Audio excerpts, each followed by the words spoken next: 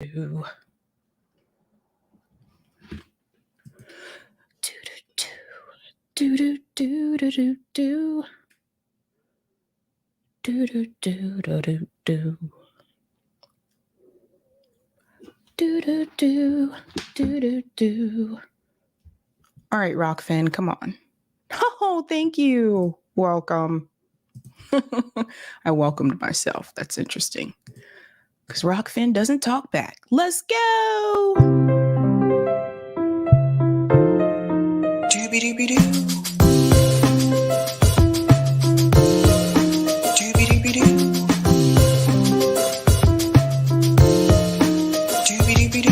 I'm your host, sabrinasalvati.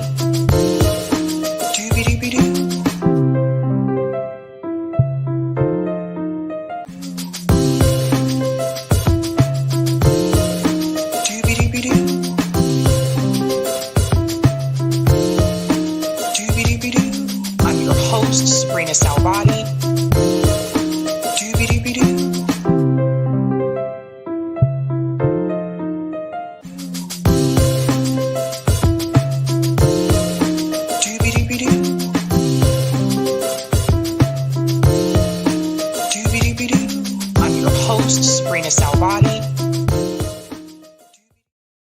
All right. Happy Tuesday, ladies and gentlemen. Welcome to Sabby Sabs podcast. I'm your host, Sabrina Salvati.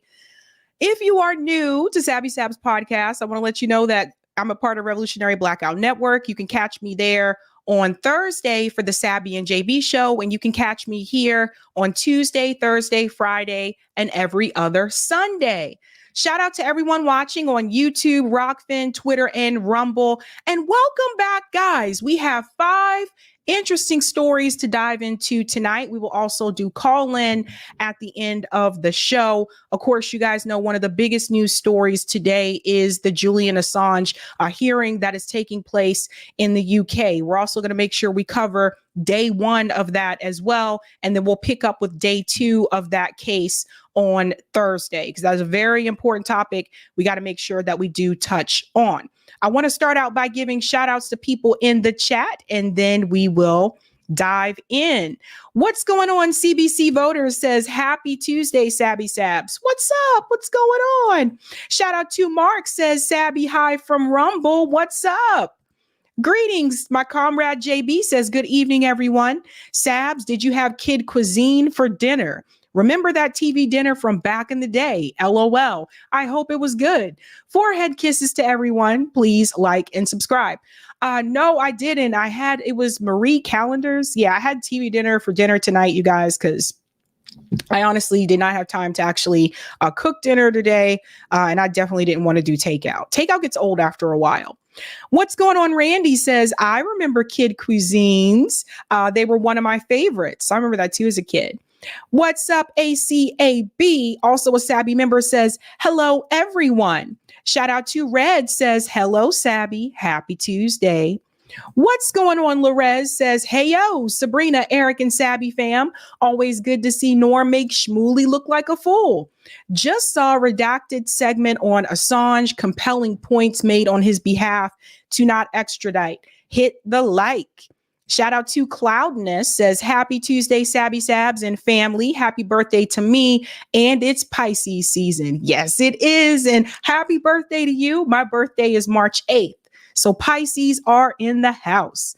Shout out to Sean, who's a Sabby member, says, if ever there was a man, small m, to be named Shmuley, it'd be that guy. Interesting, Sean. Shout out to Anthony, says, happy B-Day Cloudness and hello, fam. Oh, that's Professor Zinkus. What's up? Shout out to Hannah G, says, let's go. Greetings, Sebastian, says, hey, what's going on? Let me scroll down. I'm gonna make sure I'm gonna skip over. Gamer says, hello. Shout out to Gus, says, hello, Gamer. Just left Jimmy's Rumble stream. Rumble keeps pausing on me. Yeah, so the Rumble app and also the Rockfin app sometimes can be kind of glitchy.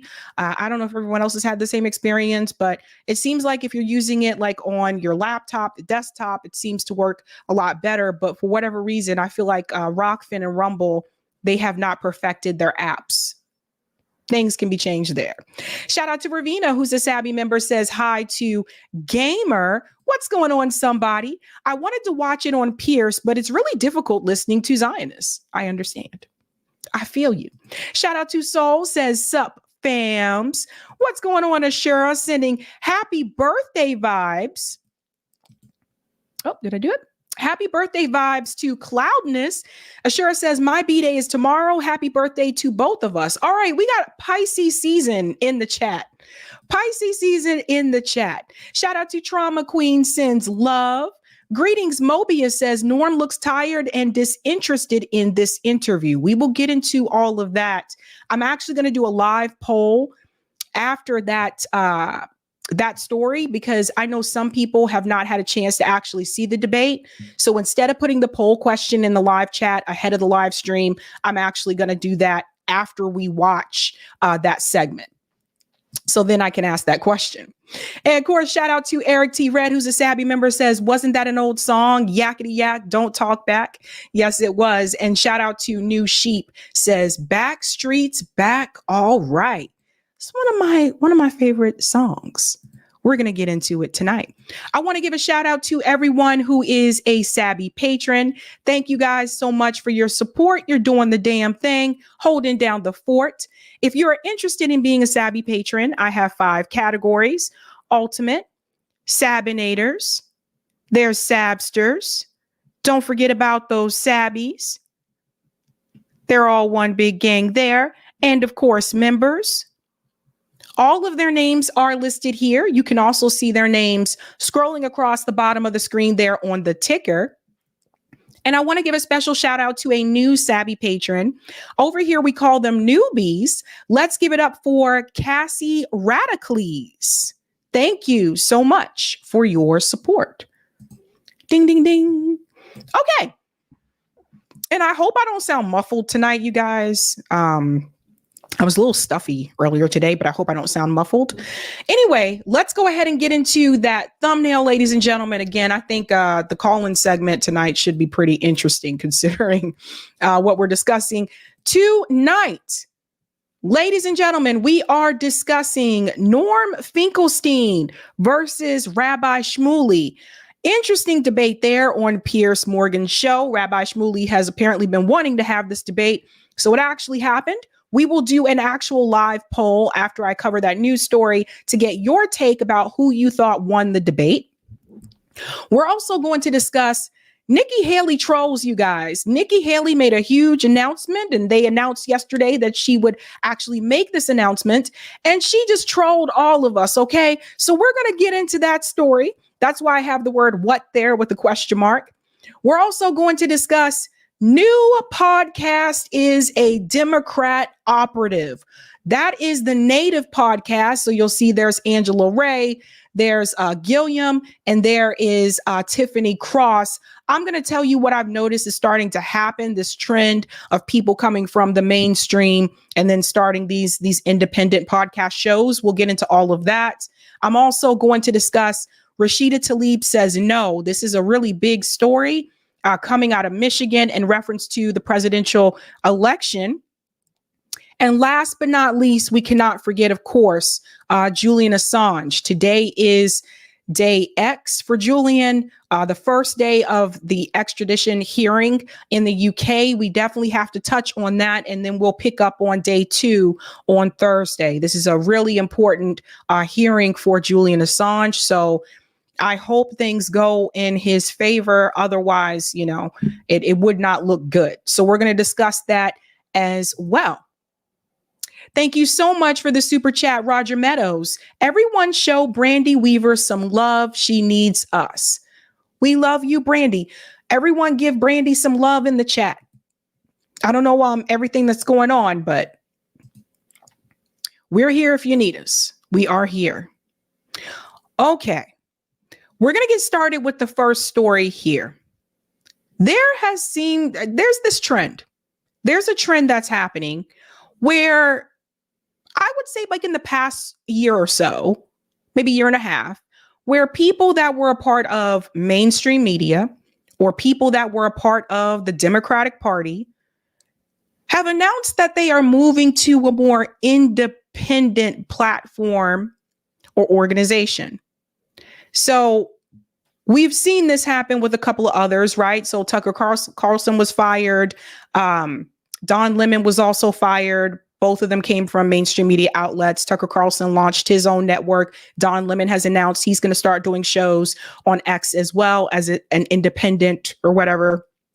But some of these ventures that are being described as independent, you have to wonder how independent they really are. So, for example, this show, like, I don't have sponsors for the show, obviously. You guys are the ones that actually support the show. But some of the people that are saying they are now independent, they are backed by big money, they're backed by donors, and they've also received the stamp of approval for either the Democratic Party or the Republican Party.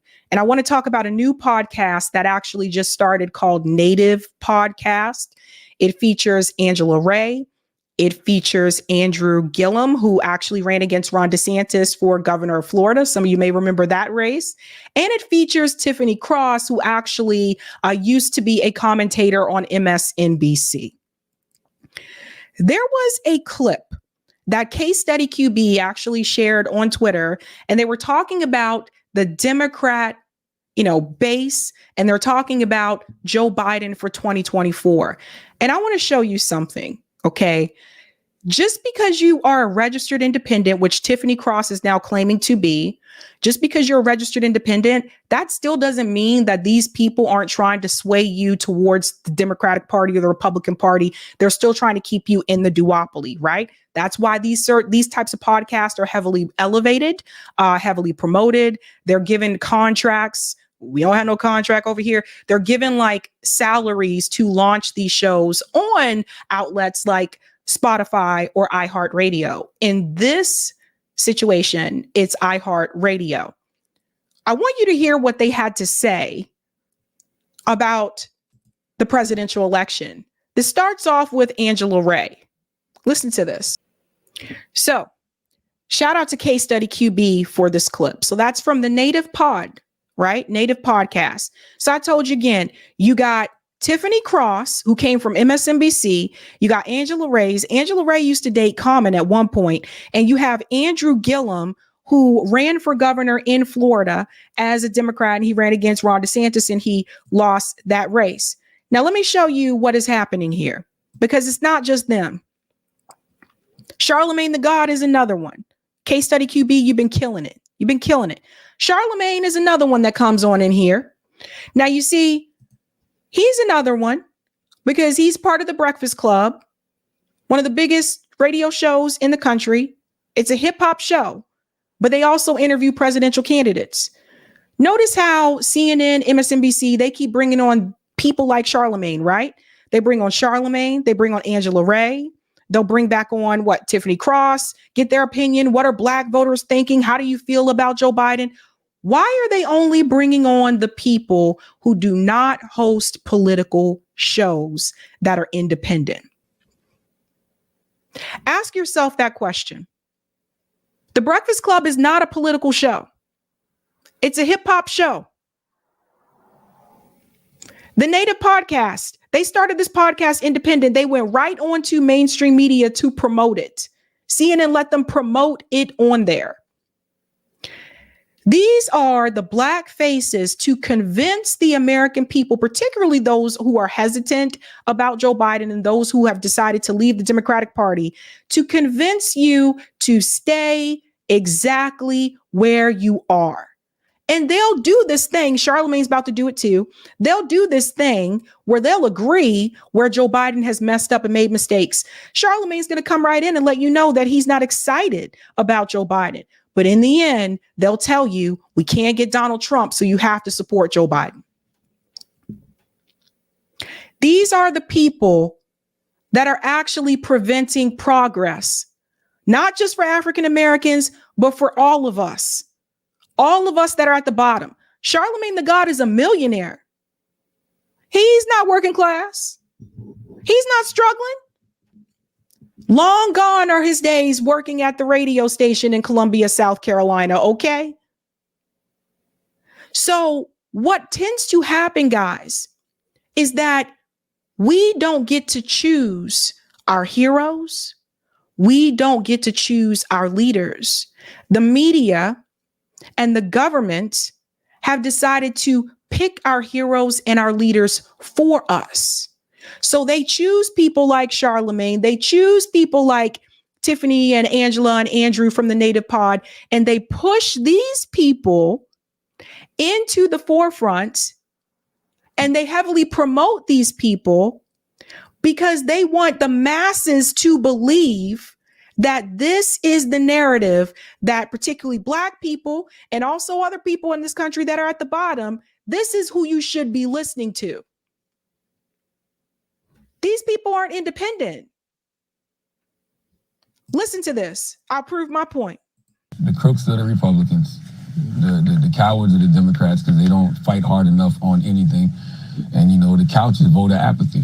And, you know, that's who everybody is up against in 2024. And right now, it feels like the couch is going to win. I don't know who that benefits, you know, by the couch winning, but it feels like the couch is going to win. Well, do you get blowback from the White House? Because you, even now in this conversation, you're very tough on Biden. So when you say something critical, do you hear from him? Yeah. He wasn't very tough on Biden. Very tough on Biden is saying, I'm not going to vote for Joe Biden in 2024. That's very tough on Biden. All he said were the things that a lot of us already see about the economy, about the fact that Joe Biden is not an exciting candidate. Those things were already said by mainstream media first. So it's okay for him to say it. Don't you guys find it to be a little bit strange that they constantly bring on Charlemagne, someone who has access to Kamala Harris and Joe Biden? Someone who has access to the president and the vice president of the United States, someone who has interviewed them. This is the person that they bring on to get the opinion of younger voters and African-American voters in reference to the Democratic Party. So, of course, he's not going to be too tough on Joe Biden because he'll lose that access. Yeah, and I think that's the stupidest ever because I think that, I'm sorry, but we can bleep that out. Yeah, because I feel like you should be able to criticize whoever your elected official is, right? Yeah. And even if I do criticize them, I'm criticizing them because of what I see coming up in November. I see what we're facing. So what I'm saying to them is, where is the sense of urgency? You can't keep saying that there's a threat to democracy and democracy as we know it is going to be gone, but not act like it. And the other problem is they've always done this with every single Republican candidate. Since I've been alive, whoever the Republican presidential candidate has been, they've demonized. It doesn't matter. Yes, that's true. But Charlemagne also told you on CNN that he's still going to end up voting for Joe Biden. So you see what they're doing? These people aren't dumb. I really do think that they do watch independent media. And I think they've picked up some of the talking points that they've heard people say on independent media on some of these YouTube shows. And they've brought them to the mainstream with the agreement that in the end, they will tell you, you have to support Joe Biden because you'll get Donald Trump. That's how they get the opportunity to be on these shows. They're not telling you to leave the two-party system. Who it is. It doesn't matter if it's John McCain. It doesn't matter if it was, Mitt Romney. It doesn't matter who it is. They will demonize the Republican candidate. And now that there's an actual legitimate threat right there in our faces, they're like the party who cried wolf. Nobody believes them. Do you think Trump's going to win? I don't know, but that's what's scary about it, right? Because when you look at everything he's done, right? The attempted coup of this country, put the Supreme Court judges on who got rid of Roe v. Wade, takes credit, says, I am the one who got rid of Roe v. Wade. Me, I did that. When you see all of that, it really shouldn't be close, right? But when you have a candidate like President Biden, who the polls are, saying has the lowest approval rating ever, and, he'd lose to a general election in a Trump, that's scary. That's where these conversations are coming from, where they're like, yo, you might need to step aside and put somebody else in there. Because, my fear is that the election is going to be close, right? You've got a very powerful voice. So this is the thing, too. Oftentimes they'll bring him on and ask him a question. He's like, I don't know, instead of bringing on the people who do have that experience when it comes to electoral politics. You guys pay attention to that thing, right? obviously they're not going to bring on someone. I've said this before. I think it is absolutely disrespectful that they don't reach out. They'll reach out to Charlemagne the God, who hosts a hip hop radio show, but they won't reach out to Breonna Joy Gray, someone who is actually a press secretary in a presidential campaign, someone who actually talks about politics all the time. They'll bring on Charlemagne to tell you, I don't know. Someone who hasn't looked at any of the data, I don't know. Voice. You've got, incredibly influential show. You've got an audience that Democrats especially crave, and obviously Nikki Haley coming on, Republicans as well. Are you going to be using that voice to try to affect this election? I'm going to tell people exactly what I'm seeing. I'm not going to endorse anybody, but I'm going to tell you exactly what I'm seeing. And what I'm seeing is, democracy really on the brink, right? Like this is I would tell my listeners exactly what I'm about to say right now. For years, they've told us that, these people are threats to democracy. This person is absolutely a threat to democracy. That sounds like an endorsement. Pause. Let's all remember Charlemagne the God endorsed Kamala Harris when she was running in 2020. Okay. Don't forget that. He endorsed Kamala Harris publicly on CNN. Now he's sitting up here and he's telling you, I'm worried about democracy. The guy is asking him, are you going to use your large platform, The Breakfast Club? Are you going to use that platform to actually encourage your listeners to come out and vote for Joe Biden? You see, that's why they got him on the show. He tells you he's worried about democracy. There's not one Black man I can go to across the United States and I say, what's your number one concern right now? They're going to look at me and say democracy. You see the game? This is a joke. The number one issue most Americans are concerned about right now is the economy. It's not rocket science. But that's not an issue for Charlemagne, again, because he is a millionaire. And also, I believe these are the talking points that they told him to say.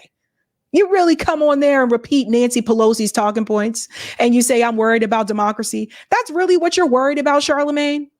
I doubt that. It sounds like you're saying endorse not Donald Trump, which, as you've said, it's going to be Biden. Yeah. Well, I don't think that's an endorsement. I'm just simply telling people what is going on out there. Because I'm gonna speak the truth about Democrats too. Because I feel like if you lie to people about Democrats, they won't believe you when you tell them the truth about Republicans. So if I lie to people about what I see with Joe Biden, they're not going to believe me when I tell them the truth about what I see with Donald Trump. So all you got to do at this point, and I hate to say this, but why do we keep having to say this? Pick your poison. One poison might send you to the hospital for a couple of days. Yeah. The other one's going to absolutely kill you.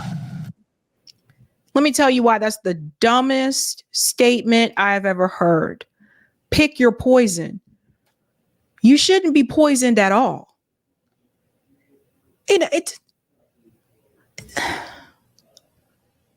Why are we trying to whitewash poison?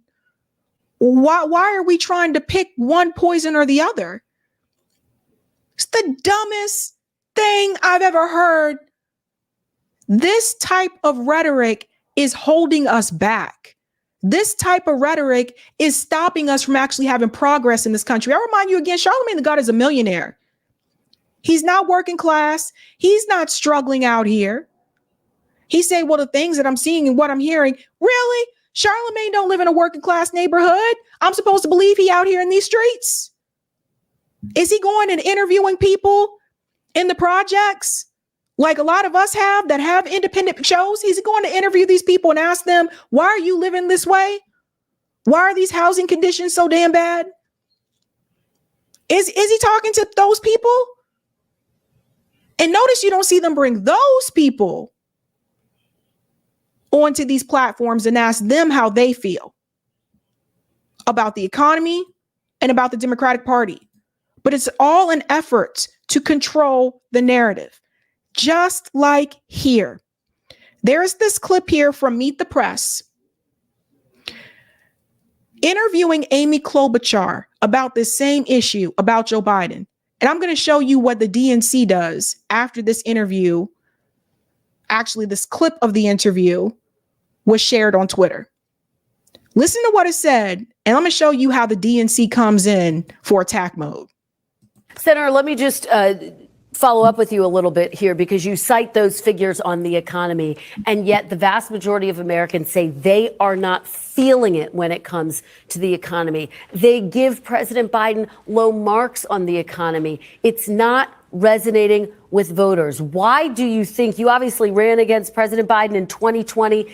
He promised that essentially he would build a bridge to the next generation. Do you think it's time to pass the torch? I've started to notice that she is becoming more frustrated as time goes on. When she first started on Meet the Press, when they first actually brought her in for this role and Chuck Todd pieced out, I noticed she was a little bit more reserved. But as time goes by and she continues to talk about Joe Biden's failures, I notice she becomes a little bit more assertive and a little bit more pissed. Look at the look on her face right now. She's like, girl. She said, don't lie to me, girl. Again, I'm a believer in President Biden because I believe he is a good moral person that has the backs of the people of this country. And just the examples I cited this time and time again, people have sided with that over election deniers and the like. So I'm proud to be supporting Joe Biden for president. As far as the challenges are real. And that is why not just President Biden, but many of us in the Senate have been leading the way in bringing down costs. You've got to not just talk the talk voters don't to feel take it, on the Senator. pharmaceutical Voters companies. say You actually they don't have to feel pass it. the Why? bill, which we have done. Okay. You see anything wrong with what the commentator did there in reference to that conversation? See, she's like, voters don't feel it, right? Well, here comes, I'm not going to call him that. We're going to call him that. Here comes Uncle Tom, Jamie Harrison, who is the chairman of the DNC. And he also saw this clip, and listen to what he says. In all due respect, and that's Kirsten Walker, NBC, y'all just need to stop. In South Carolina, Biden won with 96% of the vote, had a similar win in Nevada as well. In South Carolina, 4% of the population turned out to vote. It's continued to decrease over the years. Fine, you paid good money for polls, but these same polls predicted a red wave and they were wrong. Tiffy 330 is right. Maybe stop pushing the narrative you want and actually focus on the narrative that is rooted in the ballots cast by American voters. So you see what's happening here? Here is the DNC. He's the chairman of the DNC trying to tell Meet the Press what narrative they should discuss on their show. So you have the DNC, you have the State Department, you have donors, all controlling the media narrative. And the way that I see this, Jamie Harrison, as the chairman of the DNC, you should not be telling MSNBC what they're allowed to discuss in reference to the president of the United States in this election in 2024. He is basically telling them, don't speak badly about Joe Biden. This is basically what he's doing, you guys. So you see how this works? None of these people, the Native Podcast, Charlemagne the Gods, all of these people have already been given the thumbs up by mainstream media so that they can be promoted on mainstream media and so that they can continue to carry weight for the Democratic Party. There will be arguments here and there. There'll be a little bit bickering to make it entertaining, but at the end of the day, they're never going to tell you to break away. Always remember that. Always remember. Thank you for the super chat, Dre Harden, Rye, Charlemagne, and Roland, all controlled opposition. Yes, sir. Thank you, Tisha. Nothing will fundamentally change Biden. Thank you, none of your business. Cam will stop war, do border, and thy will elect her. What you mean by that? JB says, if they bashed Biden, they would not be on iHeart Radio. Ding, ding, ding, ding, ding. There you go. Thank you for the super chat, Sean. 2K1 Georgia seats. Once one Democrat reneged on 2K. Thank you for the super chat, Old Crow. Just sending a shout out to my birthday twin, March 8th for the win. Pisces moving. Whoop, whoop. Pisces in the house. It's Pisces season. Pisces season. Bryce says, it took my oldest 6 months to get work approximately. These bozos don't know what they're talking about. Thank you, Arthur. They're hoping to get mainstream gigs again. That's why they continue with those talking points. There you go. You got to remember, Tiffany Cross was fired from MSNBC. She didn't leave on her own accord.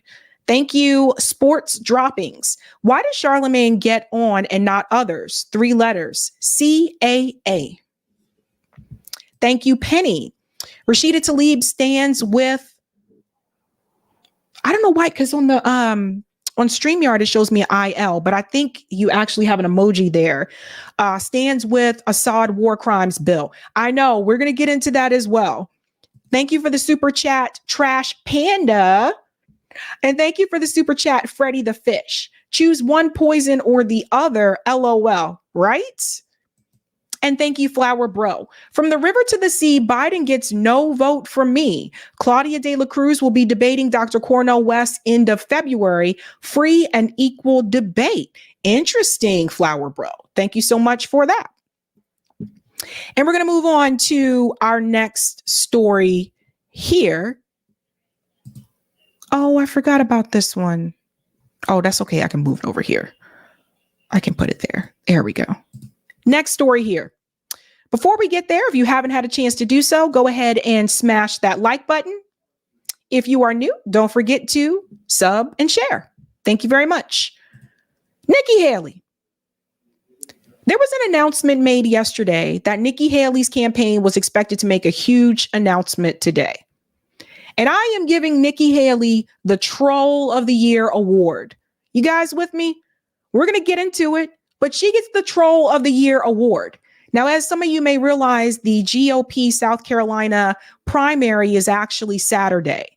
Donald Trump is destroying Nikki Haley in South Carolina, which I predicted would happen. Having lived there, I can tell you a lot of people like Donald Trump in South Carolina. Yes, it's Nikki Haley's state, but Nikki Haley is not as well liked by a lot of people in South Carolina, even after she was governor. So let's get into this announcement because, you know, Nikki like to troll. She out here trolling for real. Well, I'm not afraid to say the hard truths out loud. I feel no need to kiss the ring.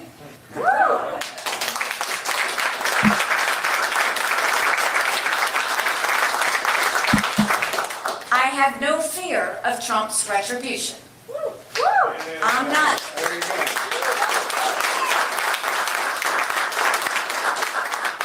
I'm not looking for anything from him. My own political future is of zero concern. So I hear what the political class says, but I hear from the American people too. I've heard from a retired Army medic who looked evil in the eye when he says we're headed toward disaster, that American lives are on the line. He knows what he's talking about. He knows we can't afford more of the same. That's why he told me to give him hell.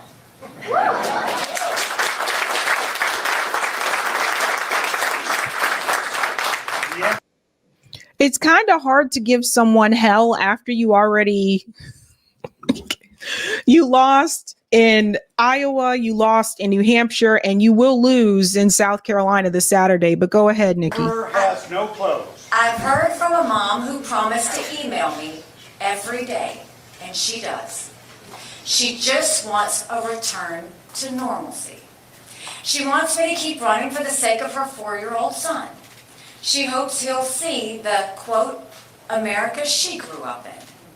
An America that's strong and proud and united in purpose. And I've heard from a high school student who just last week came to hear me speak. She asked me to sign a note to her teacher explaining her absence.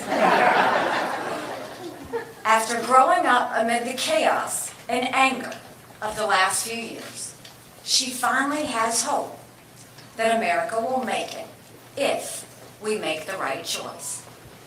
I'm constantly hearing from Americans like these, hundreds a day, thousands a week, and hundreds of thousands since I declared my candidacy.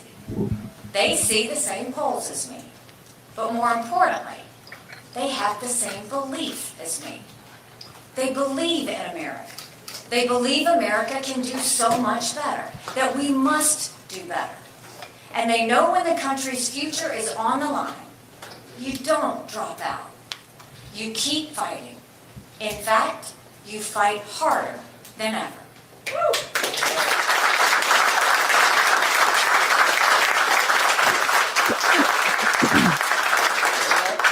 That's why I refuse to quit. South Carolina will vote on Saturday, but on Sunday, I'll still be running for president. I'm not going anywhere. So as you can see, ladies and gentlemen, Nikki Haley is not dropping out of this race. So this big announcement that her campaign said would be made today was not her announcing that she's dropping out of the race. Nikki was trolling. Nikki was trolling. There's more. Let me continue.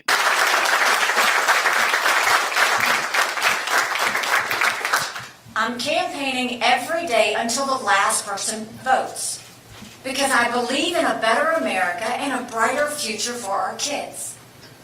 Nothing good in life comes easy. I'm willing to take the cuts, the bruises, and the name calling, because the only way you get to the blessing is by going through the pain. Dropping out would be the easy route. I've never taken the easy route. I've been the underdog in every race I've ever run. I've always been David, taking on Goliath. And like David, I'm not just fighting someone bigger than me. I'm fighting for something bigger than myself. So, you have to be you have to have a pretty big ego to compare yourself to a biblical figure. So she believes that she is David from the David and Goliath story. David did go on to defeat Goliath. David was very small and Goliath was large and mighty. But she's comparing herself to a biblical figure.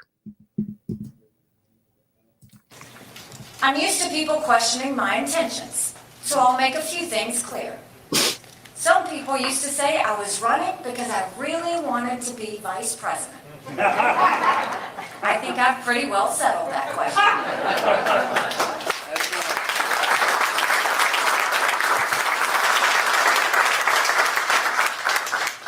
Other people say I'm trying to set up a future presidential run.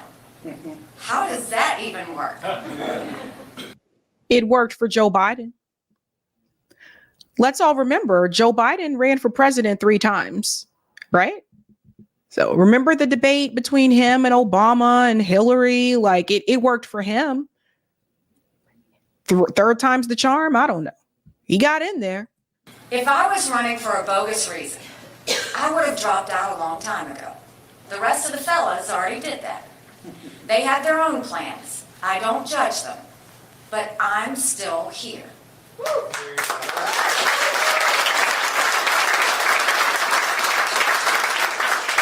I'm fighting for what I know is right, and I don't care what the party leaders and political elites want. I'll keep fighting until the American people close the door. That day is not today, and it won't be on Saturday, not by a long shot. The presidential primaries have barely begun. Just 3 states have voted. That's right. 3. That's it. After this weekend, we'll be at 4. That's not a lot.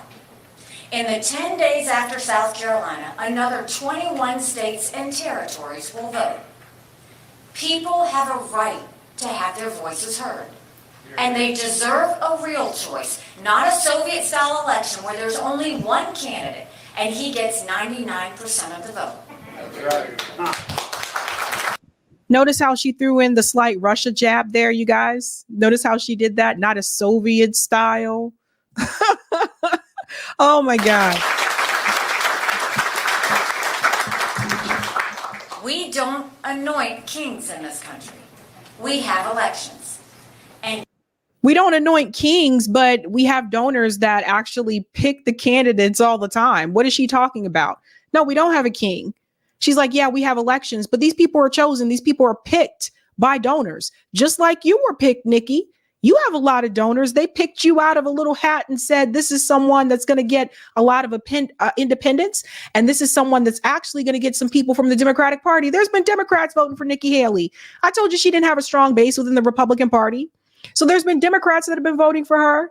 There were independents that were voting for her. But New Hampshire really pulled, the cover off, so to speak, because we saw how little support she actually got from Republicans in New Hampshire. She was selected too. I don't know what she's talking about. Donald Trump, of all people, should know we don't rig elections. The 2016 DNC fraud lawsuit would actually deny that. And I'm pretty sure the lawyers, Jared Beck and his wife, would like to have a word. Because how can you sit here and say that we don't rig elections? And there was actually an entire case called the DNC fraud lawsuit.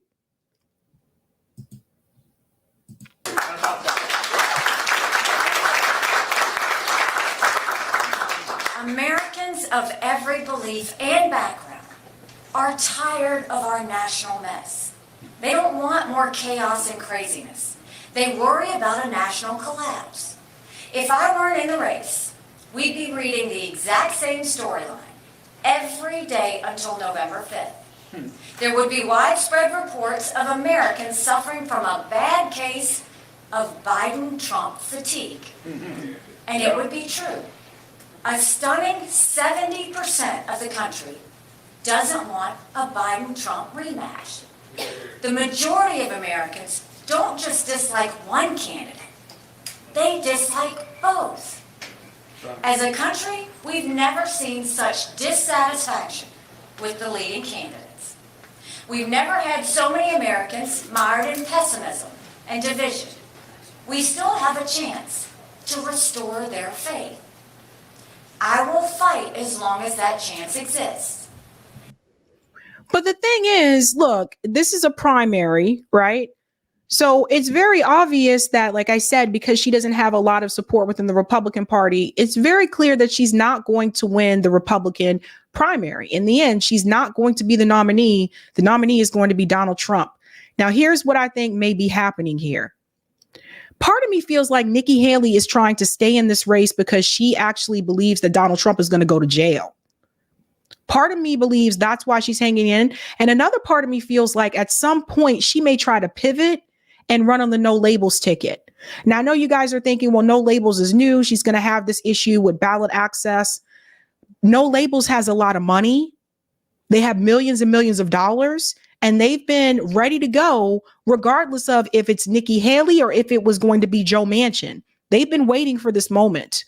So part of me wonders, obviously she's not trying to be vice president. Part of me wonders if she's trying to stay in because she feels like Donald Trump is going to be, sentenced to prison, or if she may try to get some type of pivot here with the no labels ticket. That's what I'm wondering, because at this point in time, other than that, it really does not make sense for you to continue to stay in, wasting campaign funds. Hello. You've already lost 3 states. You're going to lose your 4th one this Saturday. Otherwise, it doesn't make sense for you to stay in unless something else is in the works. Now, I know what Donald Trump is saying. He wants an election with no opponent. Yeah. But that's not what the voters are saying. Despite being a de facto incumbent, Donald Trump lost 49% of the vote in Iowa. In New Hampshire, Trump lost 46% of the vote. Oops.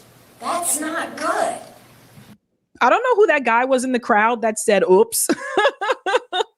Yeah, he did. She's right. He did lose that percentage of the vote, but you still lost. So that's the thing. Where did those other voters go? The support that Donald Trump lost, where did they go? Because they didn't go to Nikki Haley. That's the thing. She mainly got support from independents and some people who are Democrats, because in New Hampshire, you can do the thing. So think about that. We're talking about almost half of our voters. What does it say about an incumbent who's losing nearly half of his party? It spells disaster in November. We shouldn't silence those voters like Trump wants. They have the right to keep speaking out. Yeah. Trump sees this. That's why he and his allies are now trying a different tack. They're saying, I'm helping Joe Biden by staying in. Let's unpack that for a second. First things first, Joe Biden is doing more damage to himself than any Republican ever could. Every time he opens his mouth, he sounds like his mind is closing up shop. The Democrats are getting weaker by holding a coronation for Biden. Republicans will get stronger through a vigorous competition. Yeah. But they don't want you. Like, that's the thing. We have plenty of time to hash this out. If the race ended today, we would have the longest general election in history. Jesus. There are still 8.5 months before Election Day. Do we really want to spend every day from now until November watching America's two most disliked politicians duke it out? Hell no. Hell no. No sane person wants that. But there's another reason Trump is wrong. At the end of the day, the only candidate who's helping Joe Biden is Donald Trump. Because Trump is the only Republican Biden can beat. The Democrats know it. They don't even try and conceal it. I'm sorry. At this point in time, I actually don't think Joe Biden can beat anyone. Not just the polls, but just based on what I'm hearing from people, I actually don't think Joe Biden can beat anyone. Maybe there may have been that chance before Gaza, but since the war in Gaza, I don't know about that. You got to remember, Joe Biden actually got a good amount of young voter support, particularly in states like Georgia. They don't even try to conceal the glee at the prospect of running against Trump. They want to win. So they want the guy they've already beaten time and again. Trump knows it too, but he won't admit it. True to form, he's taking out his anger on others. He's getting meaner and more offensive by the day. He's trying to bully me and anyone who supports me. He says they'll be barred from MAGA permanently. Yeah. That's not the way you win elections. Well, I've dealt with bullies my entire life. They don't intimidate me. They only motivate me further. And I've never met a bully I couldn't take on.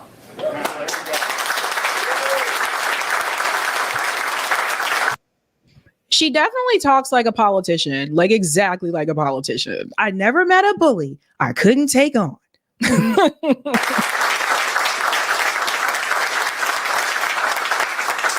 There are those who will try and paint me as never Trump. That's not who I am. Never have been.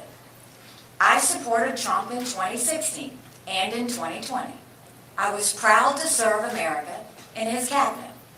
My purpose has never been to stop Trump at all costs.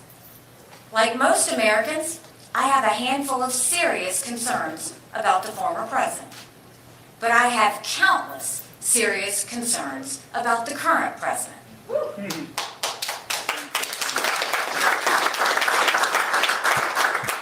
Joe Biden has turned our country upside down. It's not normal for millions of migrants to illegally cross our border without being stopped. It's not normal for our schools to be more focused on gender pronouns than reading and math. But you want to go to war, Nikki. You still want to go to war. Hey, you're talking about people coming across the border. Why do you think they're coming here in the first place? What has the United States government done to those countries? And you still want to go to war. This woman, listen, either her or Biden still trying to get us to war. She wants us to go to war with China. She's like, we need to go after China. We need to get them.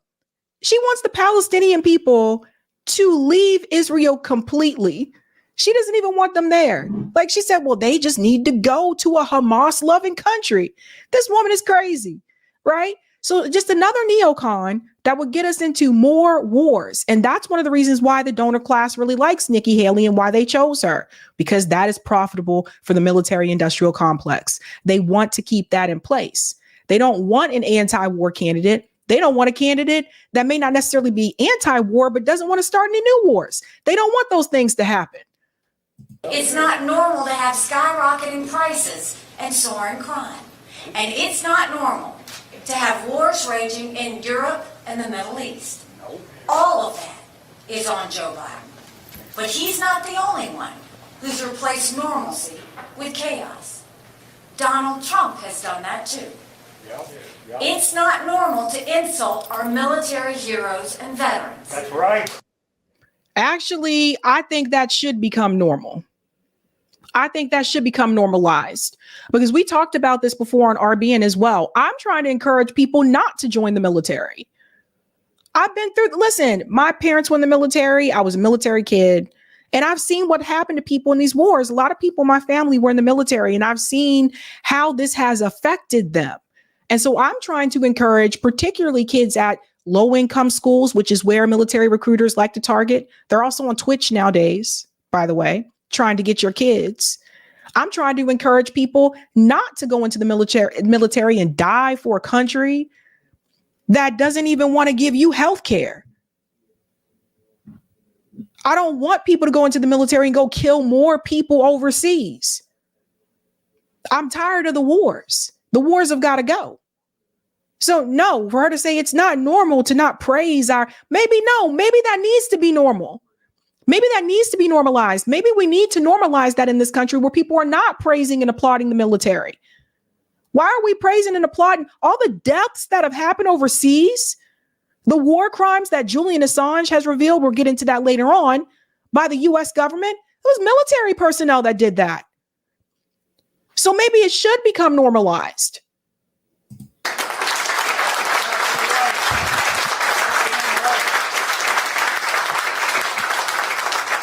It's not normal to spend $50 million in campaign contributions on personal court cases. Oops. It's not normal to threaten people who back your opponent. And it's not normal to call on Russia to invade NATO countries. Donald Trump has done all of that and more in just the past month. Look, I've said it many times. I think Donald Trump was the right president at the right time. But times change, and so has Trump. He's gotten more unstable and unhinged. He spends more time in courtrooms than he does on the campaign trail. That's such a politician line right there. He spent more time in courtrooms than on the campaign trail. He refuses to debate. He's completely distracted, and everything is about him. He's so obsessed with his own demons from the past, he can't focus on delivering the future Americans deserve. We have two hugely flawed candidates in Biden and Trump. Americans know it. They've been saying it for years, and we all know why. Trump and Biden are two old men who are only getting older. Nearly 60% of Americans say Trump and Biden are both too old to be president. Because they are. We've all seen them fumble their words and get confused about world leaders. Very confused. That's not who you want. I don't know who that guy is in the crowd that's like very confused. In the Oval Office when Russia launches a nuclear weapon at our satellites or China shuts down our electricity grid. We're talking about the most demanding job in human history. You don't give it to someone who's at risk of dementia. You give it to someone who's disciplined, someone who can work day and night for 8 straight years. No vendettas, no drama, just results. So to make a long story short, Nikki decided to troll all of us and she is not dropping out of the race. And I think that's what a lot of us thought the announcement was going to be today. And that's unfortunate for Nikki, because the polls coming in right now from South Carolina actually show that Trump holds a 23-point lead over Nikki Haley in South Carolina. This is wild, son. Again, this is her state. Former President Trump holds a 23-point lead over former United Nations Ambassador Nikki Haley in South Carolina, less than a week from the state's Republican presidential primary. 58% of likely South Carolina Republican primary voters said that they support Trump, while 35% said the same about Haley. Another 7% of voters have been undecided. That sucks to have that percentage in your home state, especially when you were the governor of South Carolina. Now, what's crazy though, Nikki Haley made a statement. I think this was like a week or two ago, or actually just a couple days ago. She made a statement that says there will be a female president of the United States. No kid. Listen to this. Listen to what she says about the female president of the United States. You just were talking about Trump's embrace of Putin, and, you know, he's encouraging Russia to attack U.S. allies if they don't spend enough, that what he believes they should be spending, what they've agreed to on defense. And you said that he's siding with someone, you know, who is a thug that kills and jails his opponents, his dissidents, obviously talking about Putin. You've also said, though, that you would support Donald Trump if he's the Republican nominee. I wonder how you reconcile those two things, or does it make you uncomfortable that you may have to vote for someone that you say does that? It doesn't make me uncomfortable when I'm running against him. The whole point of me running is because I don't think Donald Trump should be president.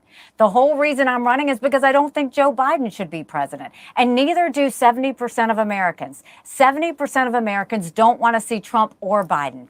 59% of Americans think Joe Biden's too old and think Donald Trump's too old.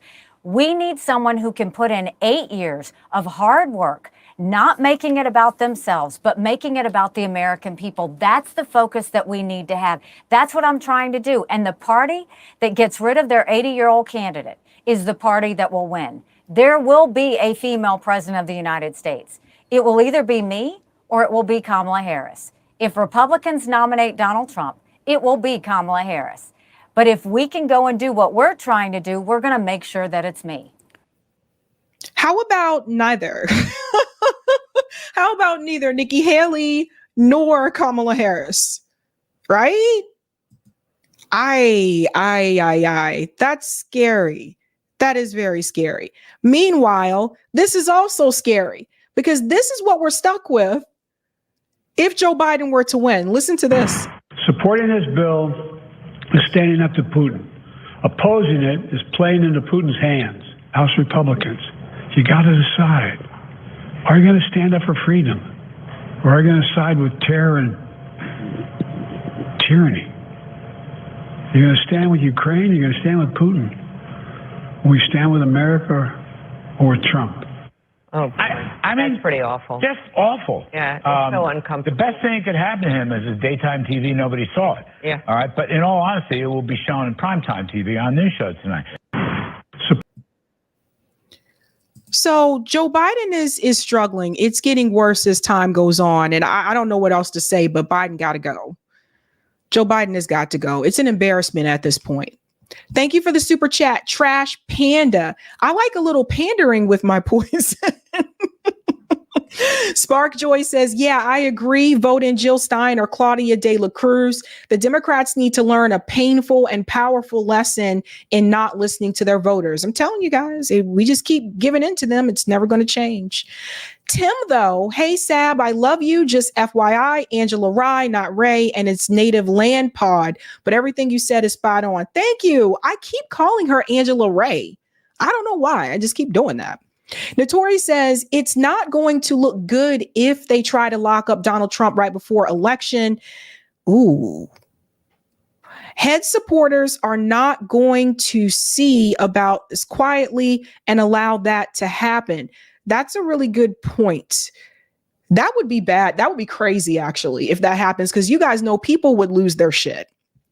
People would lose their shit if they locked him up like right before the election. Thank you for the super chat. Sports droppings. Don't forget the GOP rigging general elections with purges of black and brown people, interstate cross-check, etc. Here you go.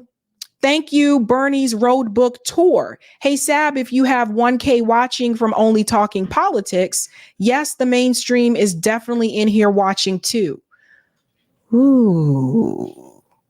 I see you. I see you. Thank you, Mahmoud. I just can't take Haley seriously after she pulled a reverse Rachel Dolezal to pull off her Caucasian persuasion. No, Nikki all over the place. Thank you, Tavis. As a veteran, I do everything I can to make sure people don't join the military. You know, everybody give Tavis applause in the chat. Everybody give, what's the hand emoji? Everyone give Tavis a clap in the chat. We appreciate you, Tavis. This country does nothing for our benefit. And if you're injured in conflict, good luck proving it. Yep. Thank you for the super chat, David. Nikki must have been promised more funding. They're holding out hope Trump is gone or runs out of money from court. He can still win in a cell, though. That is true. That is true. And thank you for the super sticker, Juanita Mitchell. Thank you so much. Thank you so much. John to Emily transition vlog, go Sabby. Thank you. That's interesting considering you said I sold out. People crack me up, man. They think I don't know stuff, but I do. Very interesting. I'm surprised to see you here. Let's go on to the next story here, which is Norm Finkelstein and Rabbi Shmuley. I've been waiting for this debate. I heard about it a couple days ago. I was waiting for the video to drop. Now, you know, Rabbi Shmuley likes to brag and he likes to rant a lot, and he also likes to lie. Rabbi Shmuley actually made a statement before the debate actually was released on Piers Morgan's show. Here he is bragging, claiming that he destroyed Norm Finkelstein. You'll be able to see for yourself and tell me what you think. But let's get into this. Hi, everybody. I just completed my debate on Piers Morgan Uncensored against America's foremost Jewish anti-Semite, Professor Norman Finkelstein. Professor, I use the word loosely. He's not tenured anywhere. I promised you I would digitally decapitate, digitally disembowel, and digitally destroy him. And God willing, you'll decide whether I kept my promise or not. Why do I speak that way? And people say we shouldn't speak that way. It's to draw a line between our opponents and us. We don't decapitate people. We don't shoot them in the vaginas. We don't cut their breasts off. We don't behead their children. We Jews are moral. Even Israel's worst. Make sure you hold on to that part that he said right there about where people were shot, and he's still spreading the beheaded babies lie, by the way. Pay attention to that. That'll be important during the debate. Enemies has not accused even a single Israeli soldier, as they falsely accuse us of genocide, of rape, for example, because they know that's impossible on the part of an Israeli soldier. What we do is defend ourselves in the public sphere. We do stop the libel once and for all. We stop the defamation. We digitally decapitate people on news programs. We digitally disembowel people in op-ed, opinion editorials. We digitally destroy our enemies on Instagram, social media. We are moral people, but we will never be defamed again. Watch the show. You'll decide for yourselves whether I kept my pledge, with God's blessing, to my people and to all the supporters of Israel, to shut down this rabid anti-Semite, Norman Finkelstein, who actually wrote hours into the October 7th attack that every fiber of his being was gladdened by the attacks on the children, on the women. He actually wrote this and said, glory, glory, hallelujah. The Palestinians shot Jewish women in the vagina, glory, hallelujah. They cut off babies as glory, hallelujah. What a pig. This guy is a con artist. That's exactly who Rabbi Shmuley is. And if you pay attention to the way that he talks and how he continues to lie, you can see that very well. Now, Piers Morgan actually said this. I was surprised to see this from Piers. He said this in response to Rabbi Shmuley. You were very personally insulting to Norm Finkelstein, but he wasn't to you, despite extreme provocation. I thought you overdid the ad hominem attacks. So that's coming from Piers Morgan, who actually moderated the debate. Now let's go ahead and get into the debate. Hold on to your horses for this one, folks. There are many ways to read it. You can read it politically, you can read it militarily, you can read it strategically, or you can read it from a point of view of human rights and international law, so long as it bears on human rights. Now, when it comes to the very last consideration, I think it's very clear how we should read it. Namely, the International Court of Justice, the supreme judicial body in the world, has said that Israel is under two obligations. Obligation number one is to honor the laws of war in what it's doing in Gaza. And obligation number two, Israel has to provide humanitarian aid and assistance to the people of Gaza. Those are its two obligations under international law. The court also ruled that Israel is plausibly committing genocide, and there is no evidence whatsoever, zero evidence, that since the court ruling, Israel has changed its tactics or its strategy in Gaza. So as of now, as we speak, Israel is still, by the conclusion of 15 judges in the International Court of Justice, 15 of the 17 judges, Israel is committing genocide or plausibly committing genocide, and it's not honoring its obligations as they were spelled out by the International Court of Justice. Okay. Rabbi Shmuley, you tweeted this morning when we booked you for this debate. You called Norman Finkelstein an anti-Semite. You said, "You have my word that God willing, I will digitally decapitate, digitally disembowel, and digitally destroy him." Do you think that was the right kind of rhetoric before you try and debate such a... But that's him revealing just how nasty and evil he is. That's what this is. Someone was asking me in the chat, is he really a rabbi? I think so, but he was also a reality TV star. I don't know if everyone knows that. Like, this guy also used to be close friends with Michael Jackson. He's an opportunist. He's a freaking con man. Serious matter? First of all, thank you for having me back, Pierce. It's nice to see you. And Norm, I hope you don't mind if I call you Norm. You can please call me Shmuley. Norman Finkelstein is on the show for only one reason. If the journalistic idiom that Jews are news is true, because Israel's this big, it gets this much attention, then how much more so Jewish anti-Semites get the brightest headlights. Norman Finkelstein is the foremost Jewish anti-Semite on planet Earth.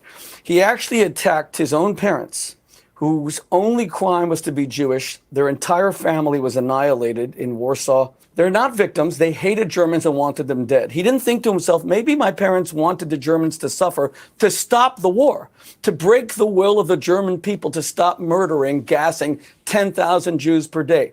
His hatred of the Jewish people has extended even to his own family. He calls Israel a satanic state that comes from the boils of hell. He calls it a vandal state. He said that the 15 people murdered in the Charlie Hebdo massacres, he has no sympathy for them whatsoever. But this is the most telling thing of all, and you discussed this the last time. He said, on October 7th, hours after the massacre of 1,200 Jews started, he wrote, "It warms every fiber of my soul to see the children of Gaza smiling as their arrogant Jewish supremacists that have been humbled. The stars above in heaven are looking down.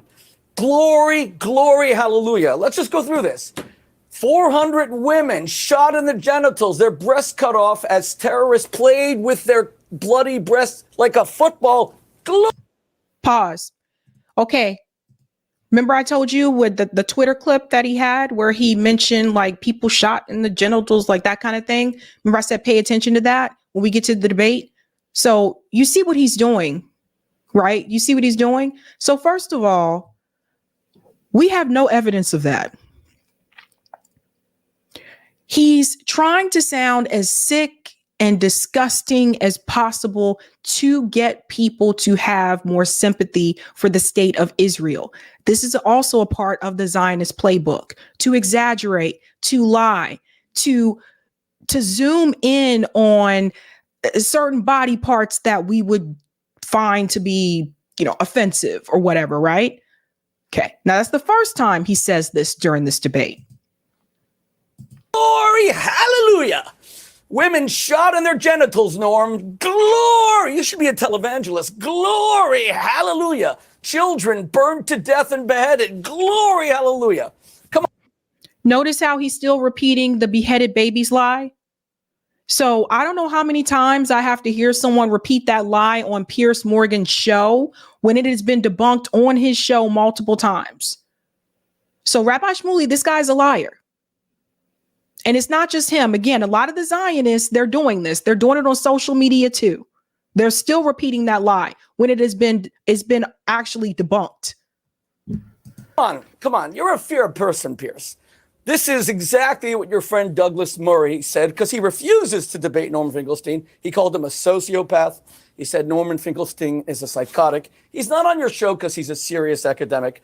Wolfgang Benz, professor of Ellingen, who was one of the foremost German historians of the Holocaust, said the only thing interesting about Norman Finkelstein is that he needs a psychiatrist. Okay, well, look, Professor Wolfgang. Wait, one second. Professor Wolfgang. I want to just ask you this, though. You see, it's interesting. Norman Finkelstein gave I thought, a pretty measured argument in response to my first question. You've gone ad hominem immediately and attacked the man, not the issue, and not the question that I asked you, which is to respond to what he was saying, which is a growing feeling around the world, by the way, that Israel is now committing, as he put it, as the court said, a plausible genocide. I don't happen to think it is genocide they're doing, but what I do think is happening is that there is a shameful number of innocent women and children being slaughtered on a daily basis, and I don't see what the end game is other than the obliteration of most of Gaza and many people living there. So, you know, it's gotten to the point now where even Piers Morgan is starting to have to push back. And he wasn't doing this in the beginning when he started having these debates about Israel and Gaza on this show. But as time has gone by and the death toll continues to increase, now he's starting to say, OK, what the hell is happening here? Right. Still won't call it a genocide yet. Right. But it is what it is at this point in time. So Rabbi Shmuley came in hot, man. Like he came in like, attacking Norm Finkelstein as a person instead of attacking the issue. So I don't consider that a plus in reference to a debate. To answer that point. So let me answer your question directly. First of all, when you quote President Lula of Brazil, he is a criminal who served in jail for corruption. He has zero credibility. He also. So apparently Lula is not credible. See what they try to do? Lula's not credible because he was in jail. Okay. So anyone who tells the truth about what Israel is doing, Zionists say you're not credible. And they'll do this a number of ways. They'll look at your record. They'll call you anti-Semitic. They'll tell you that you have mental issues or whatever. He kind of alluded to that as well with Norm. Anything to make people believe that Israel is in the right. Knows nothing about history. 10,000 Jews were gassed a day for 4 years after the Wannsee Conference in January 1942. To compare that to Gaza is an abomination. Secondly, Norman Finkelstein is a liar. The International Court of Justice specifically said that Israel is not committing a genocide. So when you tell me why... They actually did not say those words. Here comes the exaggeration part. I watched the entire hearing. They didn't say Israel is not committing a genocide. They didn't say those words. They said based on the evidence that was presented by South Africa and what they saw, they said it is plausible that they are committing a genocide. And they said that Israel has to do everything in its power that it can to not genocide the people in Gaza. And they also said that Israel has to report back to the court within a month with a report. So let's be clear here. The fact that Israel was actually on the world stage at the ICJ, that is a big deal. This is an embarrassment for Israel. Rabbi Shmuley's trying to downplay it. That's an embarrassment for Israel. Why do I go after ad hominem? I'm questioning his academic credentials. He just lied on international TV. South Africa sued to get the ICJ to declare that Israel's committing a genocide, and they said they're not committing a genocide, and they said they would not stop the Israeli offensive. That is a straight out lie Okay, and well, fabrication. all right. Well, if you're going to call, hang on. No, if you're going to call him a liar, amongst other things you've called him, I'm going to go back to Norman Finkelstein and get him to respond to that. Would you like me to respond now? Yes, please. Yeah, I think it's only reasonable you should. Yeah.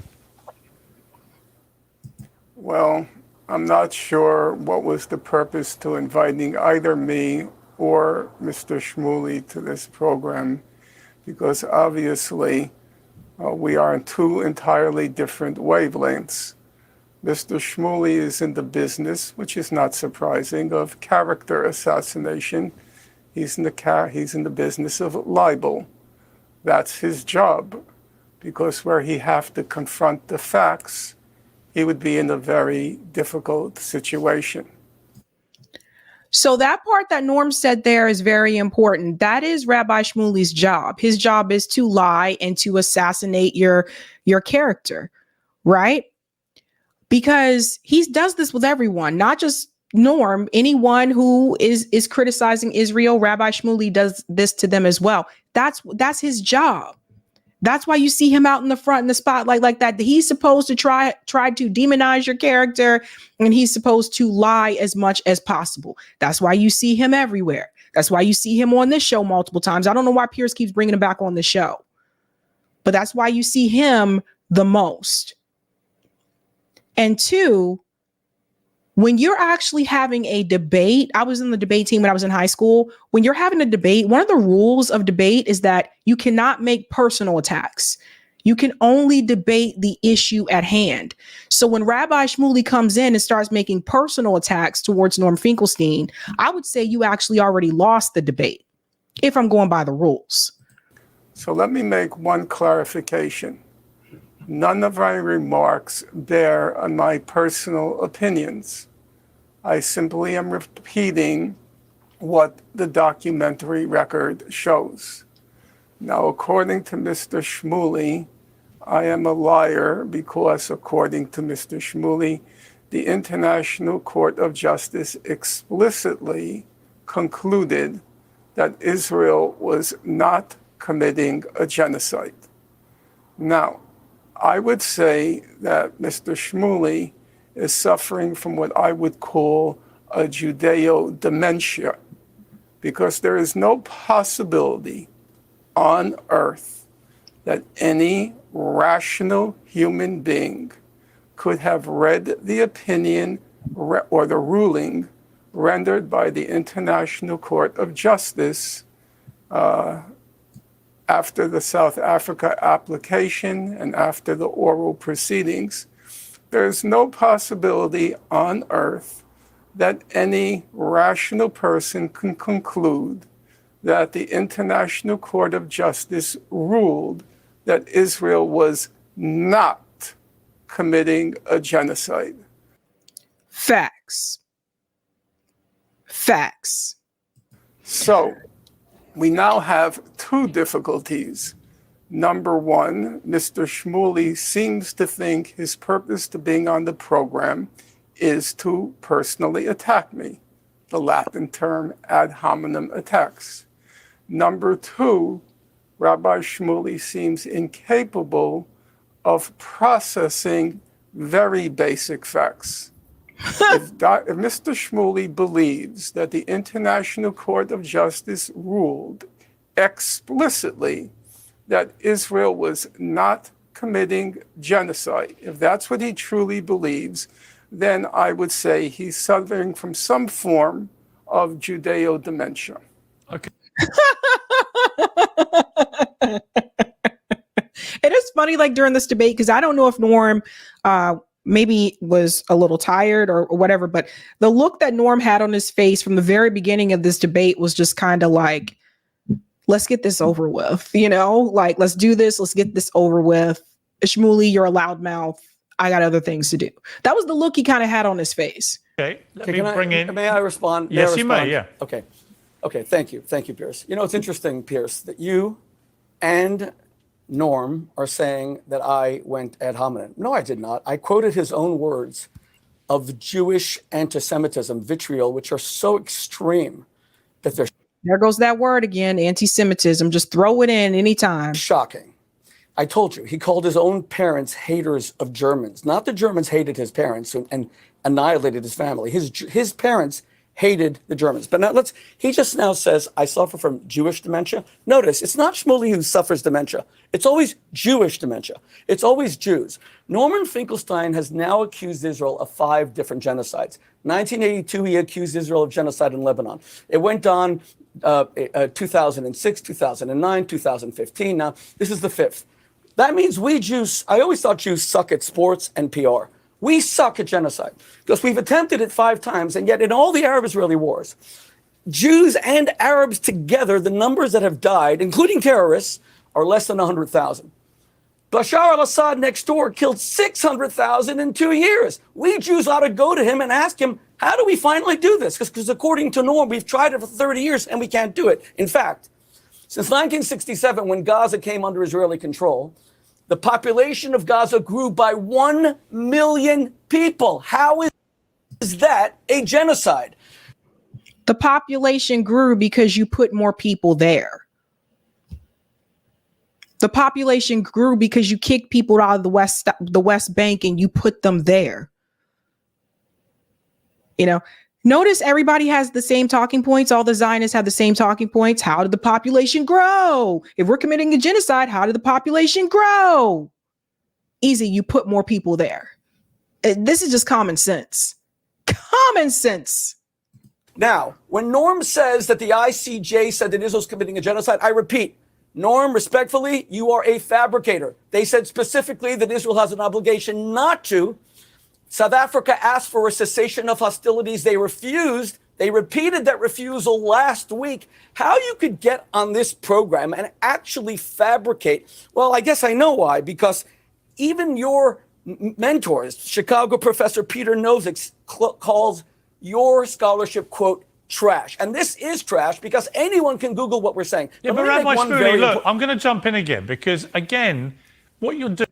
Notice again, he's attacking Norm and not the issue. Is attacking your other debater here. He said I suffer from dementia, for God's sake. Why don't you call him out on that? Dementia? Seriously? With respect, what you're not doing is answering the specific questions. There are many, okay, so I'm going to answer the question. You know there are many people around the world increasingly concerned about the scale of Israel's response, the appalling death toll of children, the appalling number of children also being orphaned, the appalling number of women being killed, innocent women, and they don't see an end game. They just see Israel continuing to bomb, kill. But how does this end? If the next stage is Rafah, which now has 6 times as many people in it as it did 4 months ago, and is a huge refugee camp, and you're trying to find just a few thousand Hamas amongst over 1.5 million people, then you're going to get even more people around the world saying this is. And Rafah's right there on the border, you guys. Like Rafah's like right there, and here's Egypt. So again, they've been pushing them closer and closer to Egypt to try to get them to leave. It is a senseless way of conducting war. Now, what do you say I hear you. Okay. In the lifetime of your parents, the greatest statesman of the 20th century, Winston Churchill, fought the greatest evil the world had ever seen. Now, the Americans used something called a Norden bomb sight, and they only bombed during the day, and they lost so many crews as a result. It's a phenomenal new Apple series called Masters of the Air that shows this. The British came to the Americans and said, are you guys crazy? You're sending your pilots to die during the day? And the Americans said, well, we want to make sure we are not hitting civilians. We're hitting military sites with this it was the second greatest invention after the atomic bomb of the Second World War, the Norden bomb sight. That's not what you and the British did. You bombed at night indiscriminately, murdering millions of civilians. So see, let's talk about him trying to, and now he's trying to deflect. So this conversation is about Israel and Gaza. Now he's trying to point his finger at Piers Morgan and say, well, let me tell you what the British did one time ago. Again, to make excuses for what Israel is doing. He's deflecting.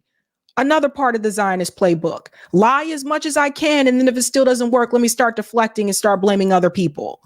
By the definition of Norman Finkelstein, who says that whether you intentionally target civilians, which Israel does not, Israel loses hundreds of soldiers. But the whole point, with surgical strikes. Rabbi wait, no, but I'm asking, but I need to put one question to Norman Finkelstein. Let me respond to your argument. Was Britain a terrorist state fighting the Nazis? Okay, yes or no? I will come. Hostile man, coming in hostile. Indiscriminately. Yes, I'd like to hear his response. Let me ask Norman that. What I would say to that, for what it's worth, is that there was huge regret over things like the carpet bombing of Dresden, which led directly, to Cologne, Essen, Dresden. Which led directly. Then when you start to prove that you know they're lying, or you start to tell the truth, then what they'll try to do is they'll interrupt you. That's why, notice they do this every time.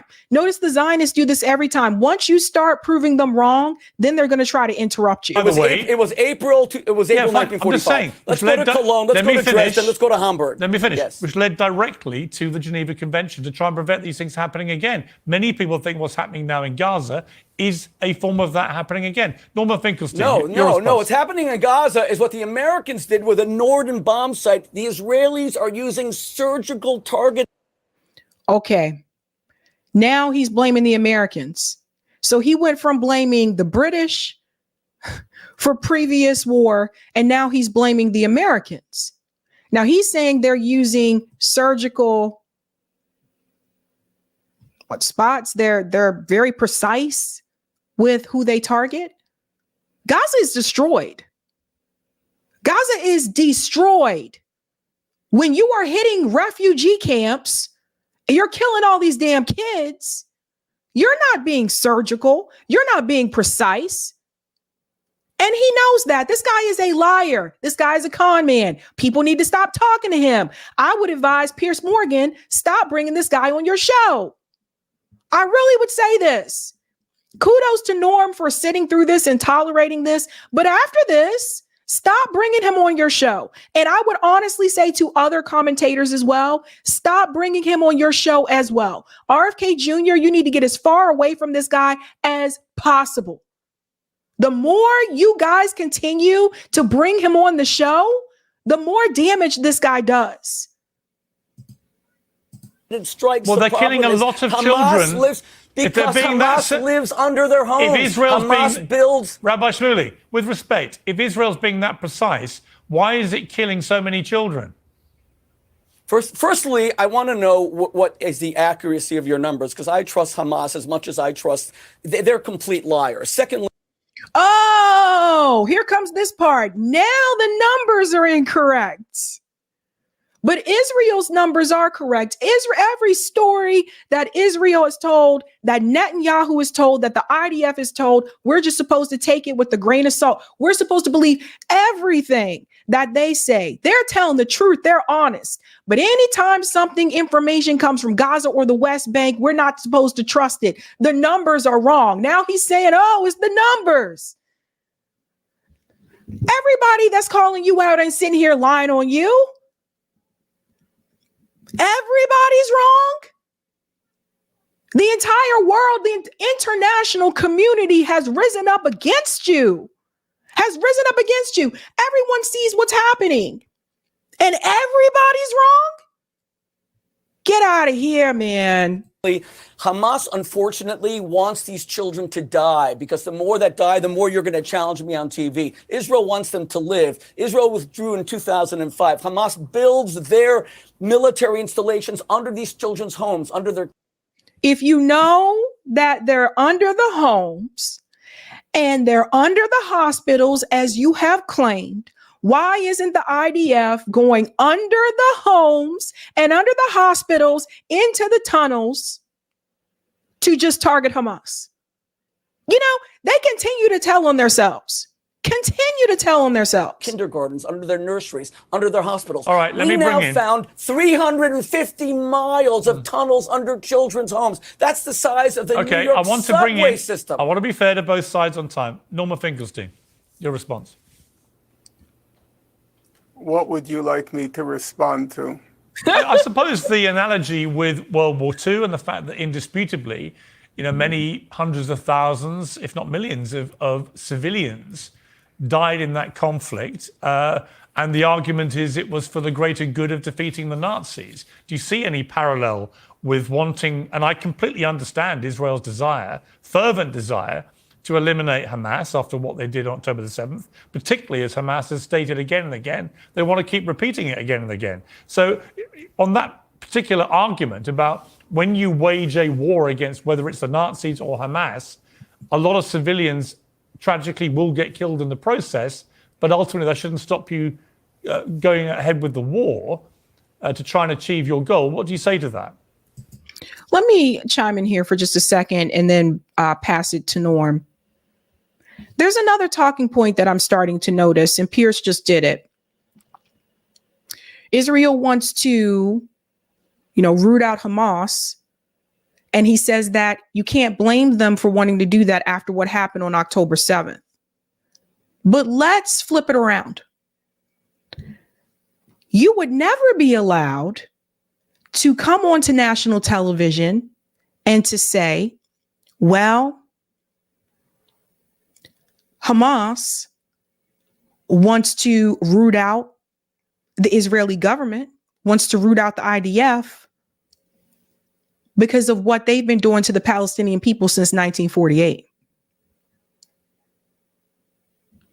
It's never the other way around. You see the problem? They continue to show you that one group of people is favorable over the other. They continue to show you that one group matters more than the other.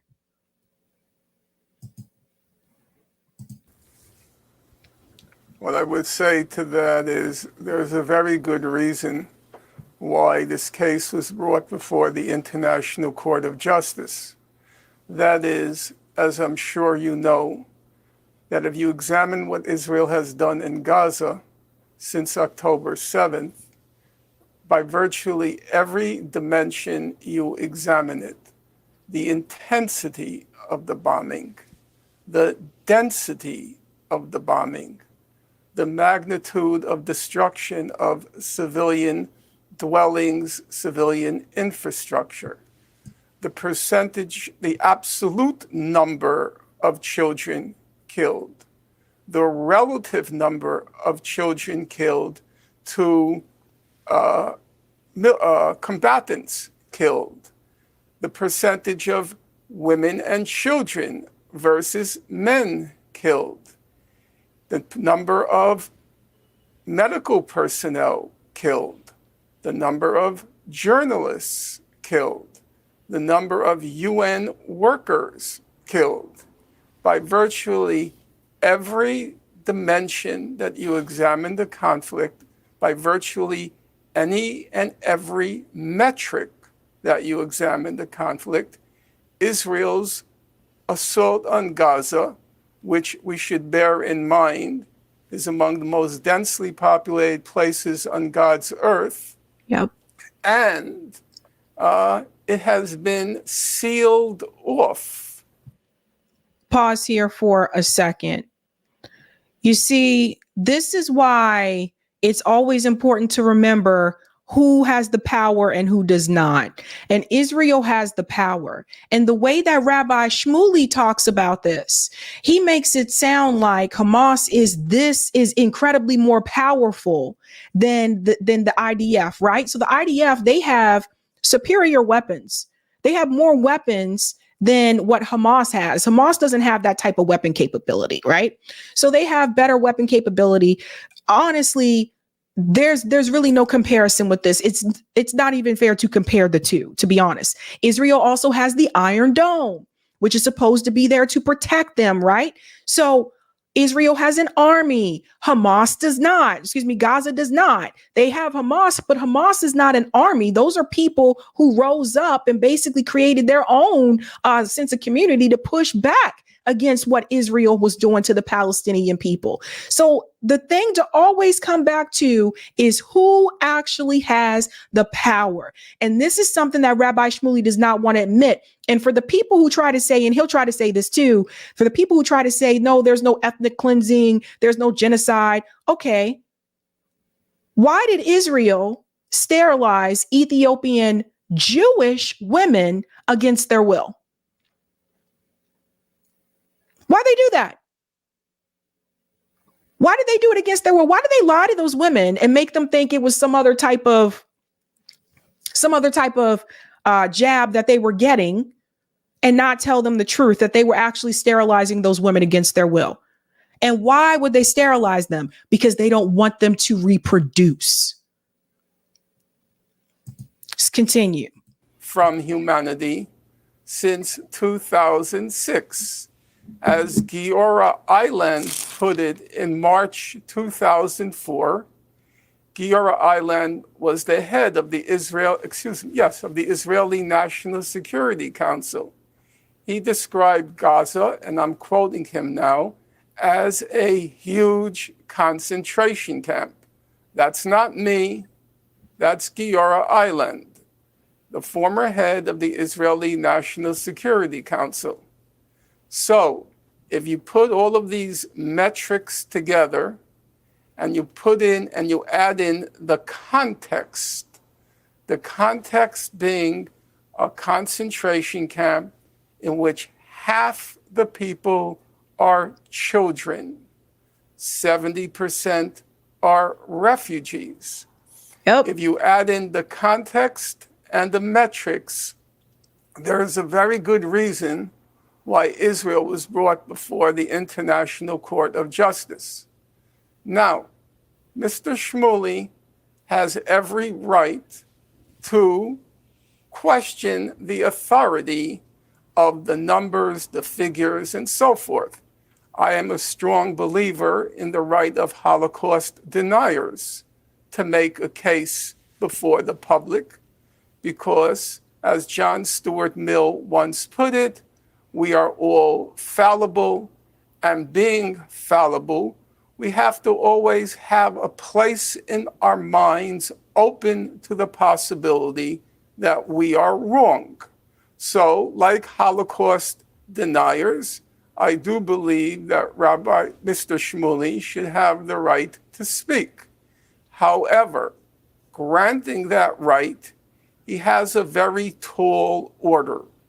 If a Holocaust denier wants to deny the Nazi Holocaust, he or she has to refute a vast corpus of scholarship attesting to the reality of the Nazi Holocaust. In the same way, Rabbi Shmuley, if he wants to deny that a plausible case for genocide can be made in Gaza, he has to refute a vast body of documentation. And that documentation ran, as it was presented by the South African application, it ran to 84 single-spaced pages with literally hundreds and hundreds and hundreds of footnotes. Now, that's the first hurdle.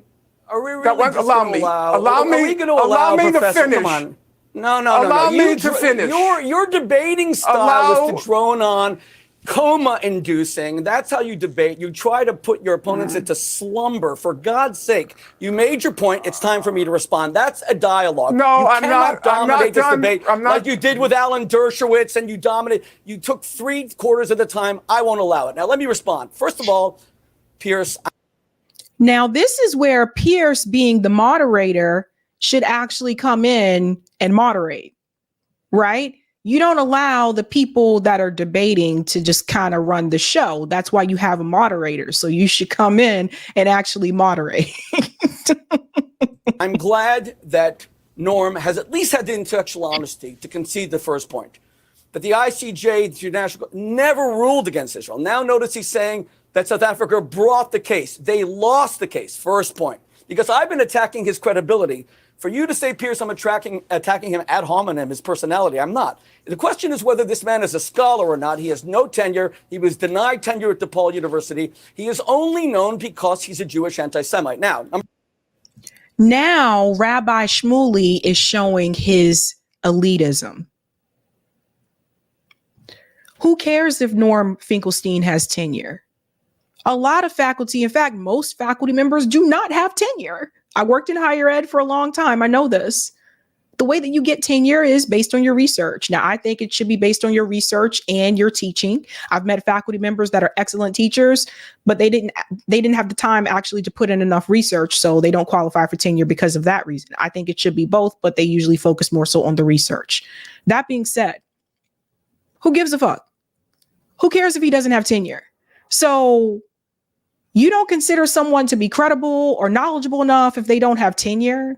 So now everything that Norm Finkelstein has researched, everything he's written is just thrown out the window because he doesn't have tenure. But you see, you know what though? What's really interesting is because Rabbi Shmuley doesn't say that to other people who don't have tenure, and he considered them to be credible, especially as long as they're giving him any type of attention or publicity. He didn't think that about Oprah. He didn't go up to Oprah and say, "You're not educated enough. You don't have tenure." He didn't say that to Michael Jackson. Now, all of a sudden, Norm's research should be thrown out because he doesn't have tenure. When I tell you that academia is incredibly bougie, that they can be incredibly pompous, and also sometimes just straight up assholes, believe me. Number two, this is the 5th time he accused Israel of genocide. He started in 1982 in Lebanon. Now, what does genocide mean? It was coined by a Holocaust survivor in 1947 named Raphael Lemkin. Geno is an ethnicity. Side means murder. It is the murder of an ethnicity. Norm needs to make the case that Israel is slaughtering Palestinians because they're Palestinians and Arabs and Muslims. Well, then how does Israel have 1.9 million totally safe Israeli citizens who vote in the Knesset, an Israeli Arab judge who put an Israeli Jewish president in jail for rape, by the way? Why?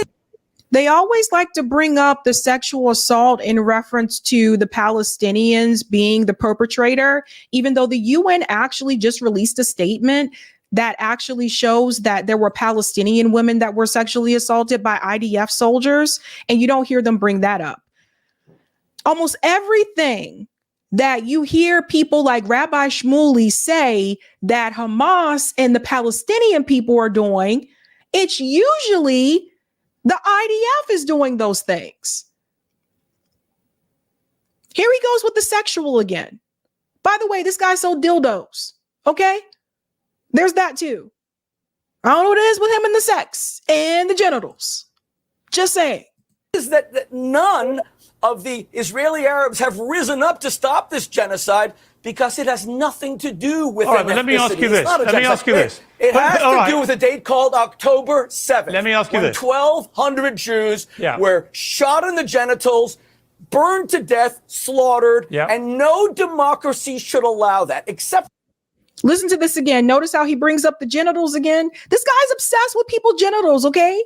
He's doing that on purpose, though, to make the people more angry, to pull more rage out of people, right? That's why he's doing that. He's going for the emotional here. But it's not working. How many times are you going to say genitals? For one person, Norm Finkelstein. No. Because he has an irrational hatred of Jews. Rabbi Shmuley, with respect, Norman Finkelstein is not the only person seriously concerned about what's happening in terms of Israel's response. Genocide? Using the word genocide? I would say the majority of the world right now is concerned about what's going on in Gaza. Is President Biden and believes that Israel... See what he's doing? Look, let me tell you about the bubble. Either he's living in a bubble or he's lying on purpose. How can you not know that the majority of the world is against what Israel is doing? Think about that. So what does he do? Is the president of the United States? He knows the president of the United States belongs to AIPAC. He knows the president of the United States belongs to the Israeli lobby. He's not stupid. So he's going to try to use that one person in that one position to prove that most people don't think that way. I've never seen, and I've met some characters, okay? But I have never seen someone as slimy and just as creepy as this guy. How do you get to be this dirty? How do you get to be this cruddy, this slimy con man? How do you get to be this way? Response is now becoming wholly disproportionate. And again, I ask you this question. Netanyahu, incredibly unpopular back home in Israel, probably wouldn't even be prime minister now if it hadn't been for this war, given the scale of the social unrest and protests over his attempt to thwart the power of the Supreme Court. So you've got a deeply unpopular prime minister, particularly with Israelis' own people, right, waging a war, and many people cynically think he's just going to keep doing this because it buys him more time. But if I could ask him, and I can't because he won't come on again on this program to date, I would simply say, when does this end?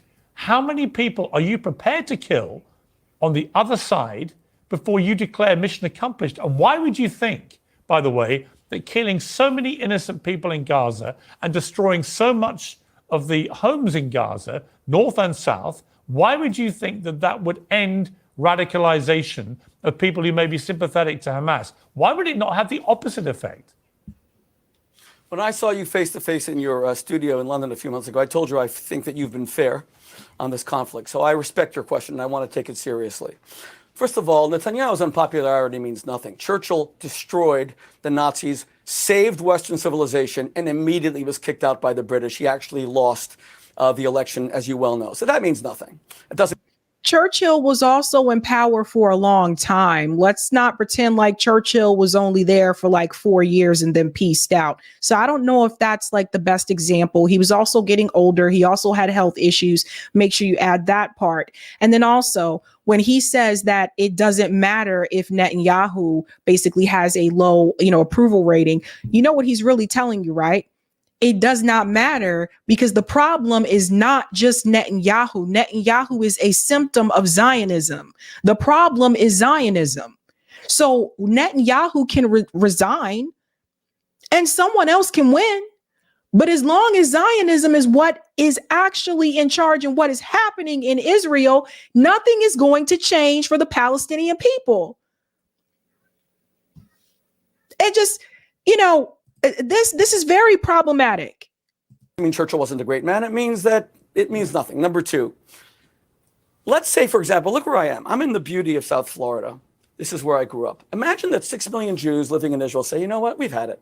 We've tried this state 75 years. The whole world hates us. They want to kill us. We have people like Norman Finkelstein calling us satanic, saying that we come from a boil of hell. We have Norman Finkelstein saying that he cheered hallelujah when the women were shot in the genitals and raped. So we're going to move to... There we go with the genitals and the sexual assault again. You guys see a pattern? South Florida. They do a deal with Biden. Biden says, it's cheaper for us to just move you guys to beautiful Florida than it is to give Israel.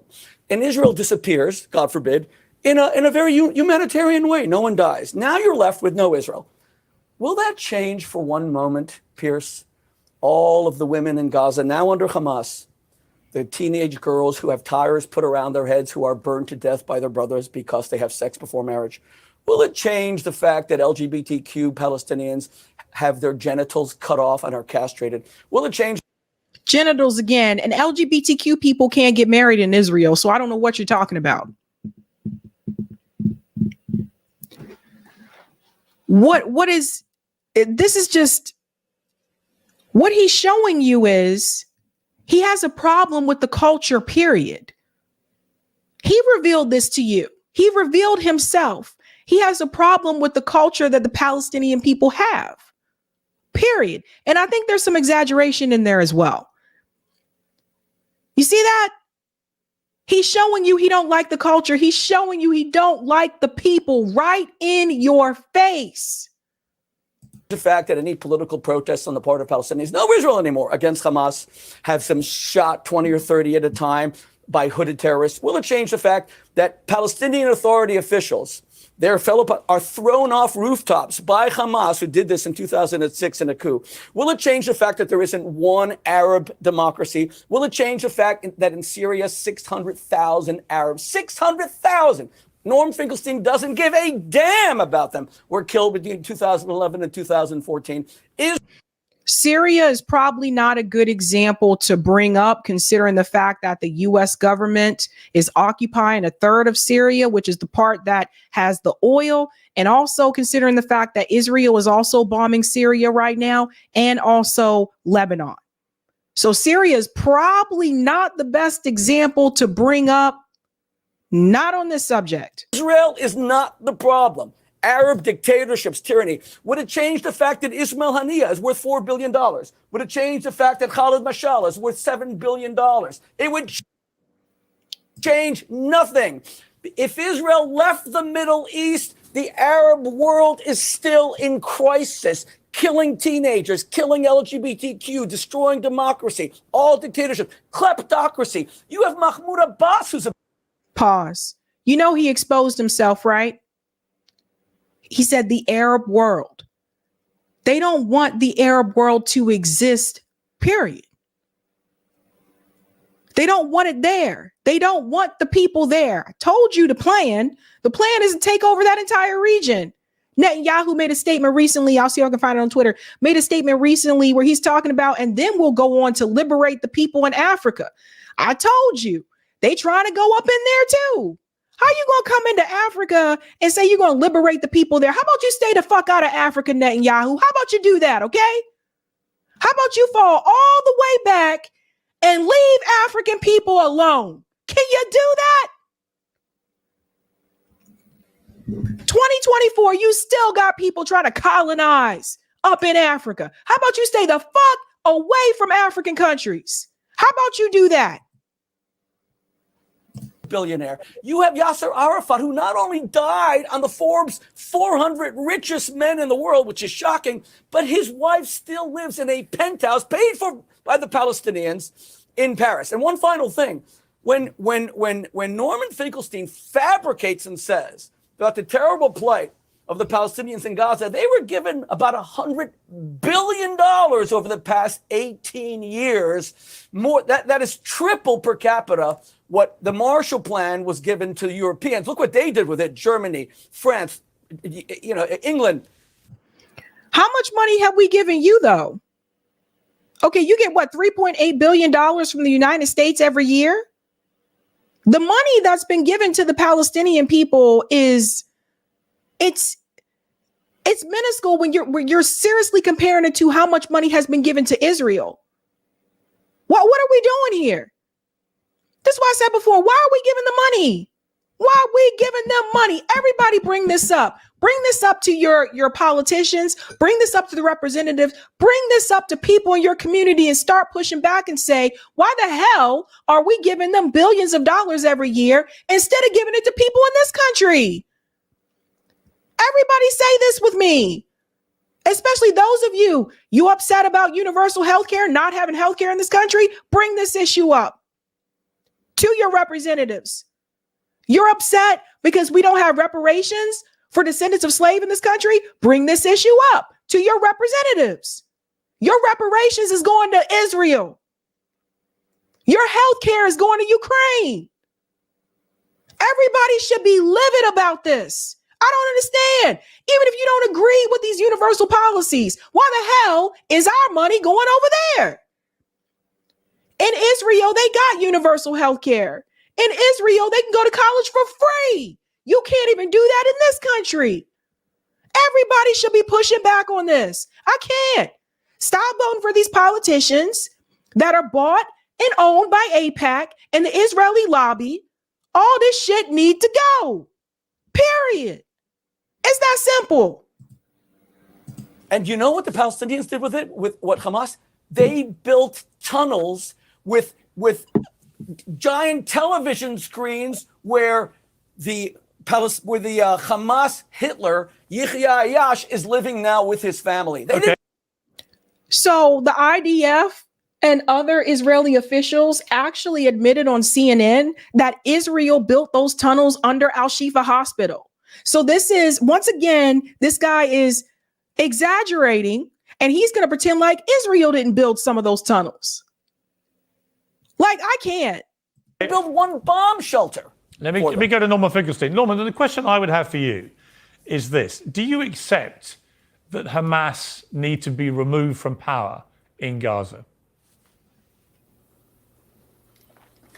I would say that the preeminent, excuse me, I would say that the preeminent question at the present moment ought to be, do I accept the fact that the Israeli government ought to be removed from power? Well, hang on, that's a different question. No, with respect, that's a different Okay. question. I can ask you that separately, but the specific question I have for you, particularly given what you said after October the 7th, is simply, should Hamas remain in power?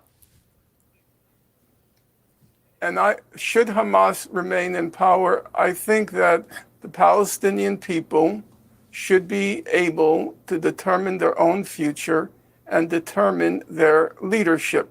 That's just a basic democratic What is your principle. personal opinion? No, I don't decide what people should do with their lives. You've expressed many strong opinions about. Hang on. Norm, when was the Rabbi last Shmuley, election I can in do an Gaza? interview, thank you. Finkelstein, the problem I have with that response is you're very quick to level the charge of genocide at Israel, and many people would agree with you, many wouldn't. But you're not so keen to be held to account for your view about Hamas. And I don't see how anyone, after what they did on October the 7th, could possibly conclude they should stay in power. Piers, I don't want to have to redo the interviews you did with me. I was very clear about my opinion when you asked about October 7th. I was also very clear as to what I believe Hamas should or shouldn't do regarding its leadership or its current power in Gaza. I've not tried to evade any of your questions. For those who, for those who may not have seen the previous interviews, for those who may not have seen our previous conversations, I simply ask again. That's fine. It is a simple question. Should fine. Hamas stay in power? Because Israel's whole argument is that they have to keep going with this warfare to eradicate Hamas. And my question for you is, do you think that in principle, Hamas should stay in power? But Hamas didn't exist in 1948 during the Nakba. You see, this is why this argument doesn't hold weight. Well, Piers, I'm going to answer you because I never fear the truth, and I'm not going to try to evade your question. Let's take a simple metric. We'll take the question of children killed. Oh my God, answer the 7th, question. Should Hamas stay in power or No, not? These are answers to different questions. Just answer the question, Norm, for God's sake. You said you don't want to evade the truth. Should Hamas stay in power or not? Answer the question. You know what, Norm? Next time, if you need a wing woman, or what is it, wingman, wing woman, or whatever, because if I was on this show, I'll tell you right now, this is why they wouldn't have me on there. If I was on this show, it would have been some things. It would have been some things, because I honestly would have told Rabbi Shmuley, I would have honestly said, can you just shut the hell up? How about you do that? How about you do that one? How about for once you just shut up? Him and Michael Rappaport, all the time I see it, just for once, just shut up. Piers, either you're going to moderate the program or there's honestly no point in continuing. I do think it's I have to say, I do think it's a very simple question, and it goes right to the heart. No, it's not. It goes right to the heart of Israel's argument about why they are continuing to execute the war. Piers, how about letting me decide whether it's a simple question? How about letting me decide? Well, either Hamas stays in power or it doesn't, doesn't it? I don't think you have to be a professor to answer the question. Piers, there's a difference between whether or not Hamas stays in power and whether Hamas should be in power. So let me get into the stays in power is a military question. Should be in power, well, let's look at it. I say if Hamas, which is responsible for the killings of 36 children on October 7th, should not stay in power, then you must certainly agree, Piers, and I'm going to kindly ask you to please answer me. You must surely agree then that Israel, which has killed now approximately 12,000 children and is plausibly accused of having killed them in the course of a genocide. Now, I'm going to ask you, Piers, to What please is your source for 12,000 children? What's the source? Dude, What is your source, please? okay. What's your source? Well, it's the Piers, Palestinian please Health tell Authority that- run by Hamas. We know that. Run by Hamas. Wait, no. So here we go again. When it comes to the numbers, what is your source? Oh, the source is in Israel, so it's not true. Let's be clear. You guys didn't get your freaking numbers right the first time. The first time this event happened, you said it was over 1,400 people that were killed. Then you come back and you say 1,200 because the IDF actually killed some of their own people. Not to mention the IDF killed 3 of their own freaking hostages. Hamas actually offered a ceasefire just a couple days ago and Netanyahu rejected it. They offered a ceasefire for you to get the hostages back in exchange for a ceasefire, and Netanyahu rejected it. It was never about those damn hostages. And I continue to say that this was their opportunity to get rid of all the freaking people. And meanwhile, while they're killing women and children in Gaza, they're still taking people out of their homes in the West Bank. This is a very dangerous thing that is happening in Israel. And this has been going on way before October 7th. And I've said it before and I'll say it again. If Israel is not stopped, they will continue to do this to other countries as well. You think this ends with Gaza? You think this ends with the West Bank? They will do it to Lebanon. They will do it to Syria. They're bombing deep in the heart of Lebanon now, not just on the border anymore. They will do this to Jordan if they wanted to. They're talking about going into Africa. This will spread. This is a problem. Big problem. Big one. No, Answer Rabbi the question, Shmuley, Norm. you You're a don't scholar. interrupt. This is actually an important question and an important moment in the debate. Continue, Norman Finkelstein. So I have to ask you, Piers, if you believe that Hamas should not stay in power because it killed 36 children on October 7th, then you must surely agree several times, 1,000 times more emphatically that the Israeli government should not be in power because it killed 12,000 children, not as collateral damage, but plausibly, according to 15 of the 17 judges on the highest judicial body in the world. Okay, you said that point. Okay, here's my answer. Plausibly, here's my answer to you. Here's my answer. And a genocide. Here's my answer. You haven't so far answered my question. If you do, I will give you an emphatic answer to yours. So let me just ask again, should Hamas... So this has gone on pretty long. And I do have 2 other stories, so sorry about that, guys. But you can see the rest of the debate on Piers Morgan Uncensored. And I do want to do a poll for you guys. And I want to ask you who you thought won that debate. Because honestly, let me show you this first. Because I'm going to show you the propaganda. Because it's a nightmare, right? So here's the propaganda. Look at this. Here's what they leave out. Here's what Rabbi Shmuley's leaving out. Credible allegations of sexual assault on Palestinian women. You see this? This is a UN report. Credible allegations of sexual assault on Palestinian women. In a statement, the UN Rights Office says there are credible allegations of arbitrary detention, executions and sexual assaults of Palestinian women and children in the Gaza Strip, calling for an urgent and independent investigation. But you won't hear Rabbi Shmuley mention that. All these things that they continue to say that Hamas is doing, that's what Israel is doing. And there's credible evidence in reference to the Palestinian women and children. They still don't have credible evidence in reference to these claimed attacks on October 7th about sexual assault.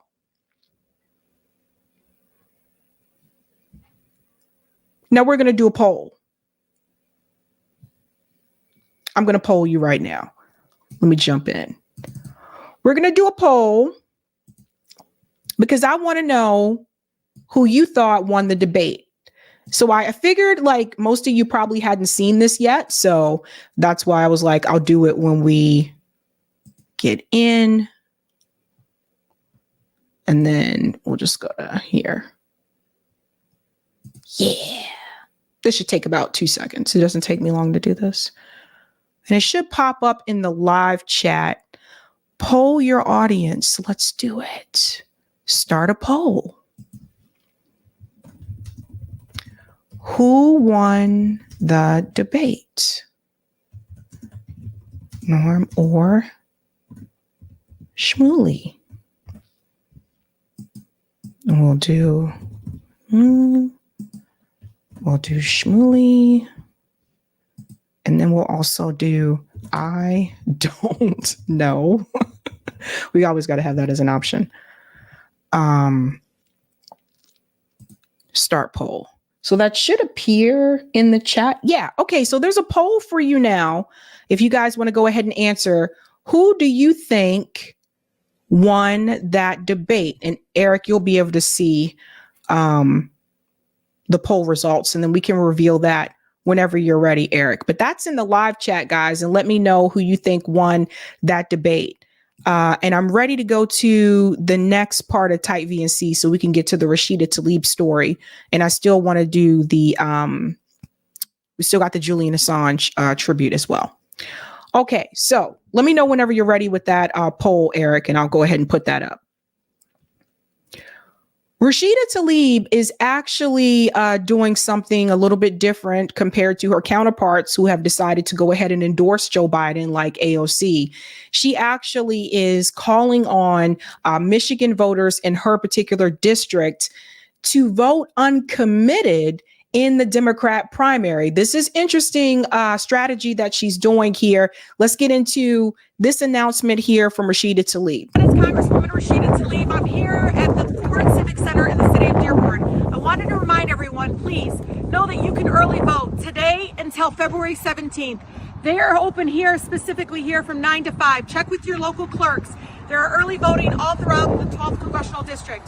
It is important, as you all know, to not only march against the genocide, not only make sure that we're calling our members of Congress and local electeds and passing city resolutions all throughout our country.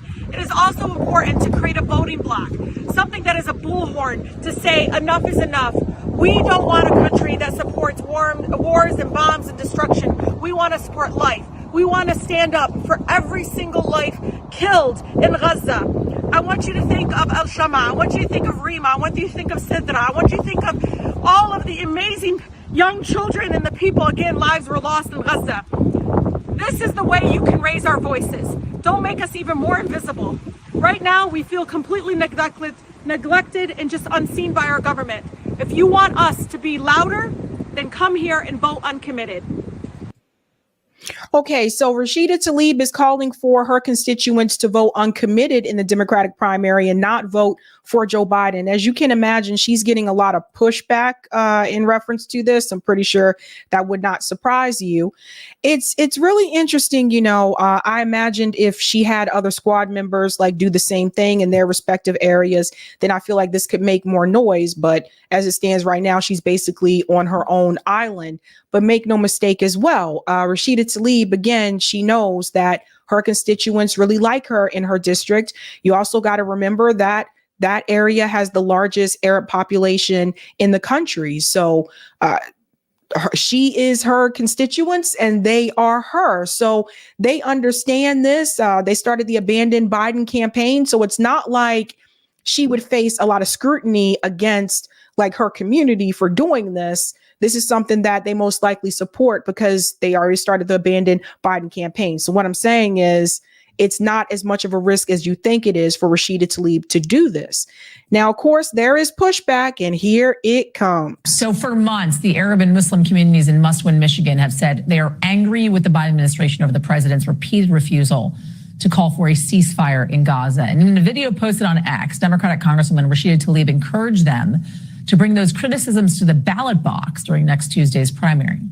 Right now, we feel completely neglected and just unseen by our government. If you want us to be louder, then come here and vote uncommitted. Joining us now, NBC News correspondent Dasha Burns to talk more about this.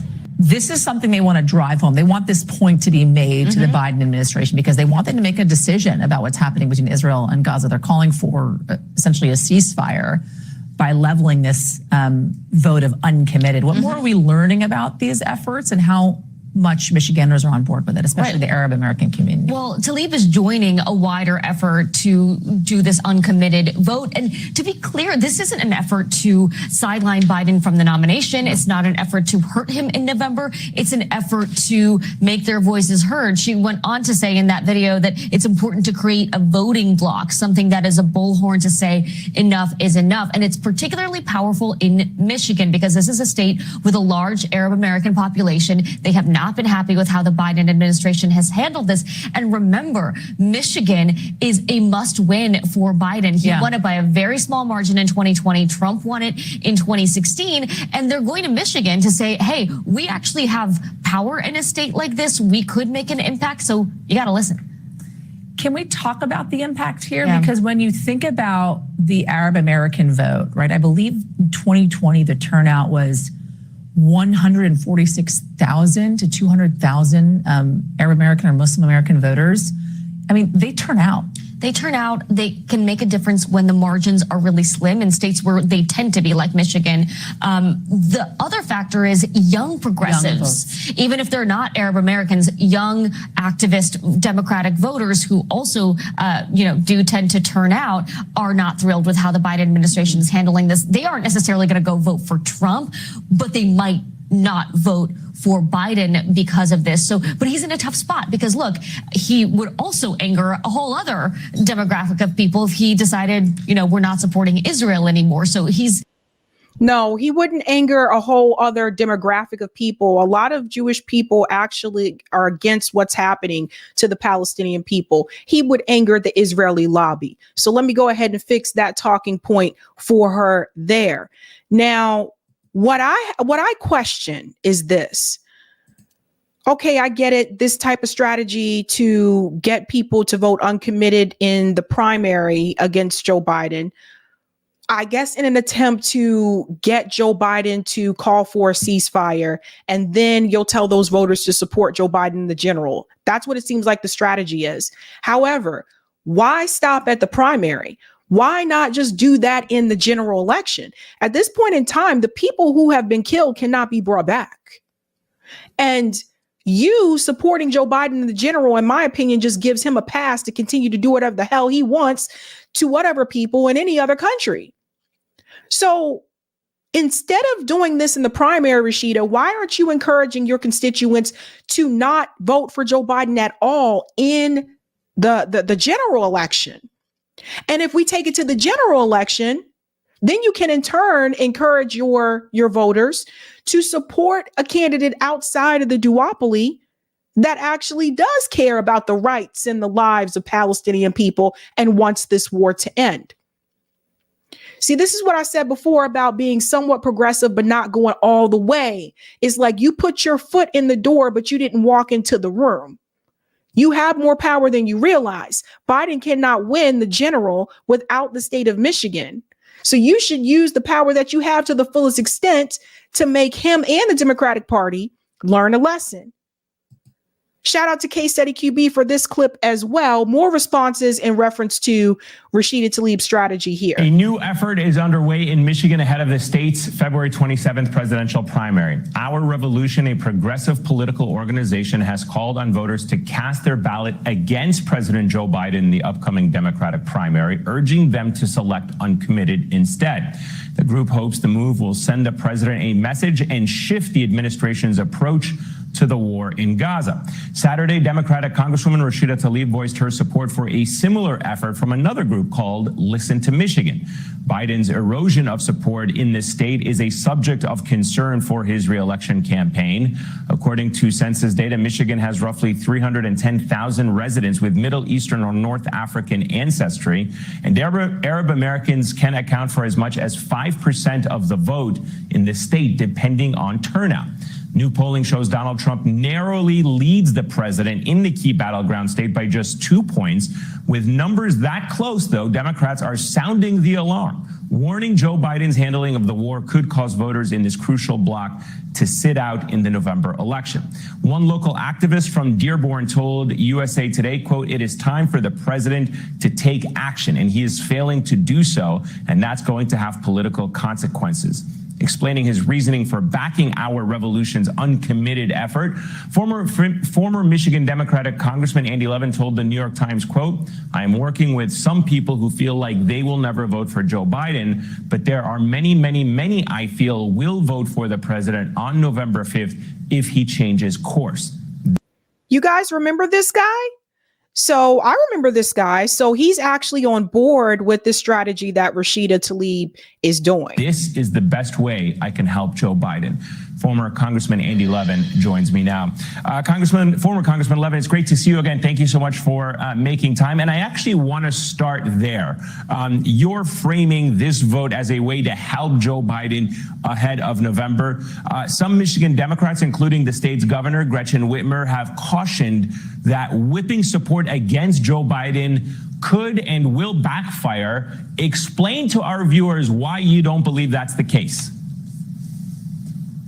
Well, it's great to see you, Eamon. And first of all, Governor Whitmer is a co-chair of the president's reelection campaign. She's doing a great job, and she's, playing her role very well. But here's the situation. Joe Biden needs to do this for two reasons. And I have to say the first one is about substance, right? What is happening is horrifying in Gaza. The situation on the West Bank is terrible. Both Israelis and Palestinians are completely traumatized. And so this president, who I was so proud to make so much progress with on domestic policy and who has done such a terrific job there, can be a great foreign policy president if he changes course, really changes course, gets a permanent ceasefire in Gaza, and opens up the biggest diplomatic initiative of his presidency to, at long last, allow the Palestinian people to have self-determination along with the Jewish people having self-determination there together. Somehow it's difficult, but deciding, they decide, not us. They decide how to share that land democratically. And so here, the political situation, though, Eamon, is this. It's not our revolution or Listen to Michigan, like whipping this up. People are not going to vote for Joe Biden on February 27th because they are really mad at him. You know what? And I want people to really understand this. Those of you watching, this is something I've been calling for quite some time. Because honestly, I feel like Black voters, we need to do the same thing. I don't care if it's Joe Biden or whoever, any candidate, right, that's trying to get the Black vote. I don't vote Democrat or Republican since past 2 years, right? So I'm a registered independent. But the thing is this. For those of you that are still willing to vote for the Democratic Party or the Republican Party, I say all of us, like Black people, all need to get together and do the same kind of shit. Like, there have been no concessions for the African American community. For those who have been really fighting the fight for reparations, no vote. You ain't got to vote for Joe. You ain't got to vote for Kamala. You don't have to vote for any of these people. Why keep giving them something and getting nothing in return? It won't always be this way. Eventually, it'll be to the point where the Democratic Party won't need the Black vote. Then it'll be too late to ask for any type of concessions. Maybe they just need to lose. And I've said this before, and I say this sometimes, and people hear this and they think, oh, Sabby is telling people to go support Trump. No, I'm not. I'm not telling you support any of these people. But what I'm telling you is it doesn't make any sense to continue to support a party that's not giving you any concessions. Hell, they doing more for Israel and Ukraine than they doing for you. Think about that. Their cousins are dying. Their friends are dying. And it's not just Arab Americans.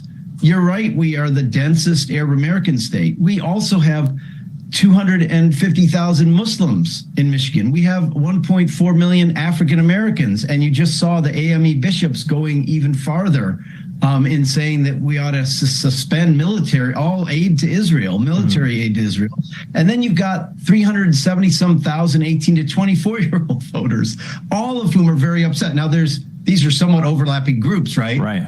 But, amen, Joe Biden won Michigan by 150,000 votes in 2020. We need these people to vote for Joe Biden on November 5th. Yeah, you need got to get them. Yeah, you need. We'll go ahead and pause it there. We're going to go to the next clip because honestly, like it's actually embarrassing. This is embarrassing for Joe Biden. Think about what his legacy is going to be, right? Genocide Joe. And there's another one here. Also, shout out to Case Study QB. He's been killing it. Pundits attack Rashida Tlaib for urging Democrats to vote against Biden in the primary. Listen to these pundits. This is crazy. So in a new video, it was posted to X, Democratic Congresswoman Rashida Tlaib is telling her constituents to vote uncommitted instead of voting for President Biden in the Michigan primary, Dawn. Any concerns that Michigan voters who followed Tlaib's advice think it applies to the general election too?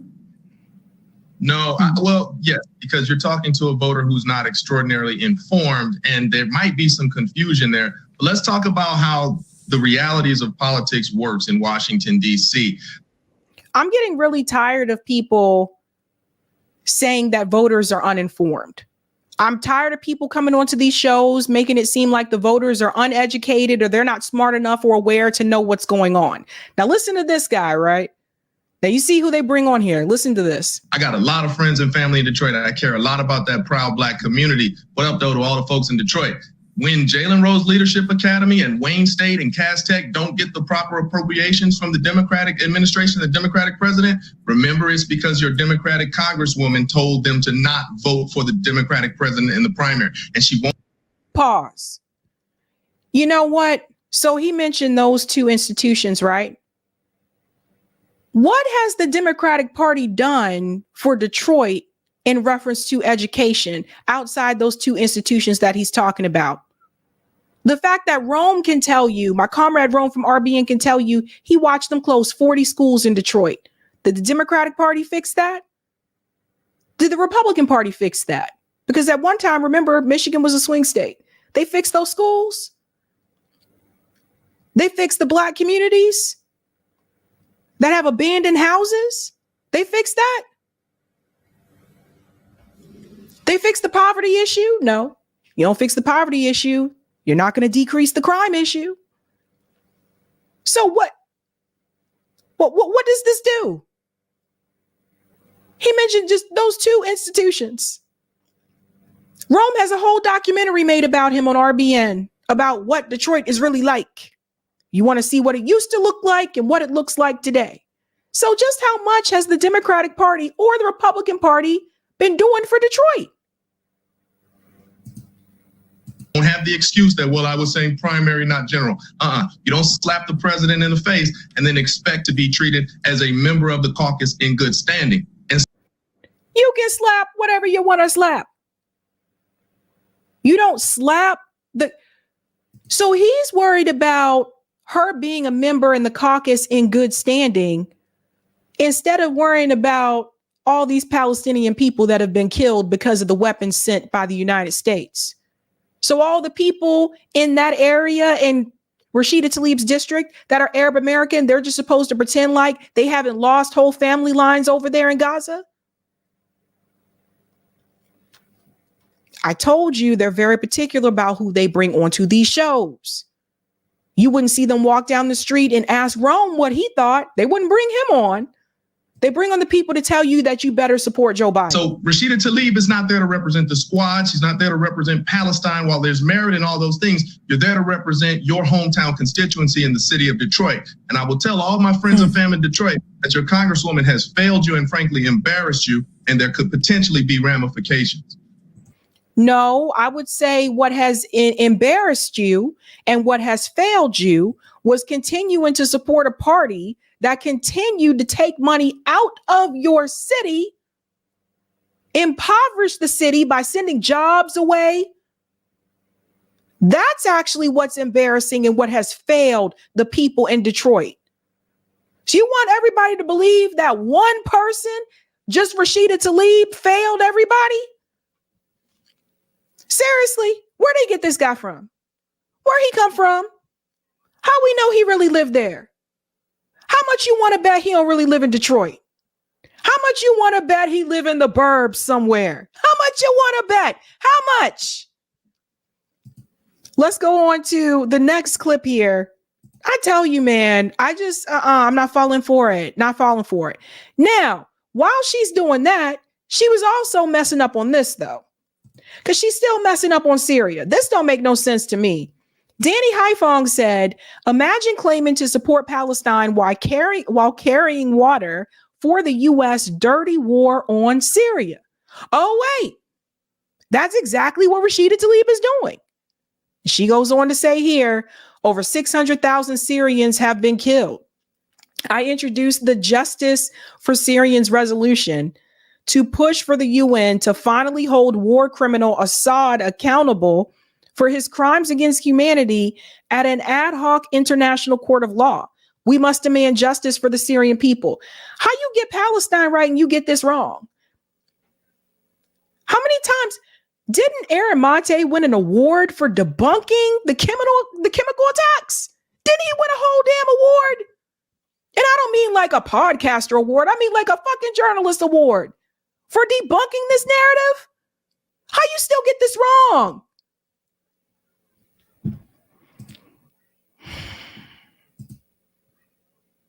Margaret Kimberly had to come in because Bernie Sanders, I will say she's still better with Bernie than this issue, because Bernie Sanders out here, he can't get his mouth to say the word genocide or ceasefire.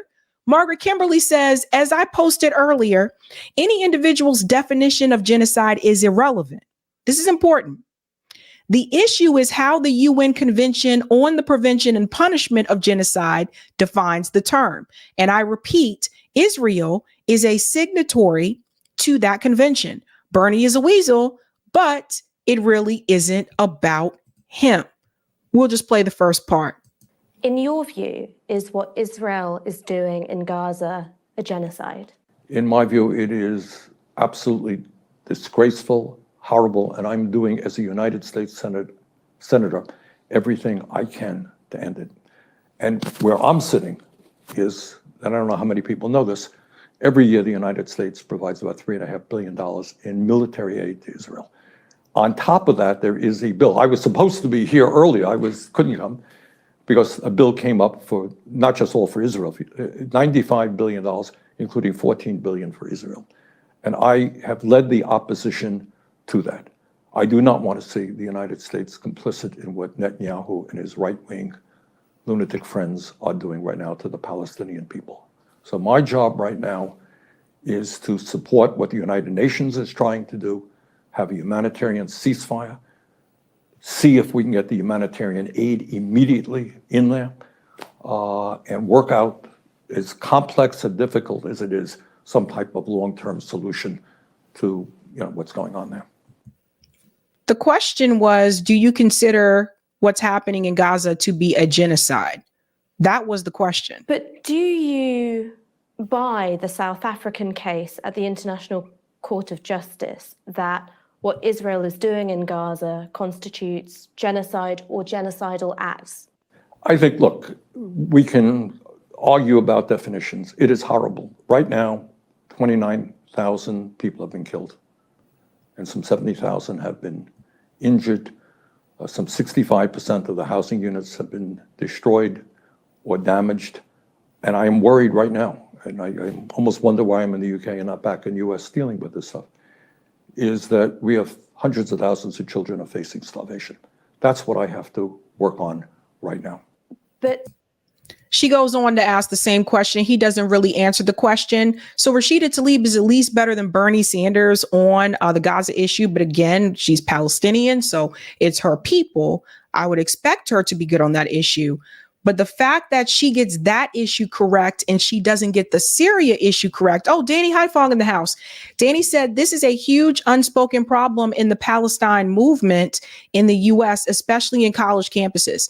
Like, seriously, and remind me, Danny, if you're still in the chat, but I could have sworn the award that Aaron Mate won was for the Syria reporting about the OPCW report.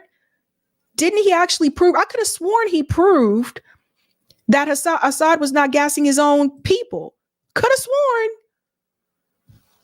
I don't know. Thank you, Frank. Yeah, Frank says it was Sabby. That's what I thought so. I don't. This is a mess. Okay. Wasn't it Russiagate? I think he might have won something for that too.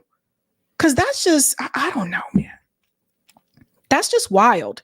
But you got to get that issue right. And she is not getting that issue right. And in speaking of whether or not the U.S. is actually going to do something, well, you can see right here, the United States blocked the UN Security Council resolution supporting a ceasefire in the Gaza Strip.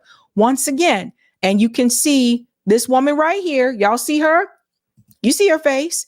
This is the woman for the U.S. that's blocking the ceasefire. When she was not present last time, her alternate actually sat in that spot, and it was a gentleman, and he raised his hand. This is all on the United States. We are the ones that are holding it up. We are the ones that are holding it up. Oh, that is Danny right there. That's exactly right. Plus, it's about a decade plus fact the U.S. was responsible for the proxy war there all along. I thought so. Thank you, Danny. What a hot mess. Can we see the poll? You want me to pull up the poll? Oh, wait a minute. There's one more thing.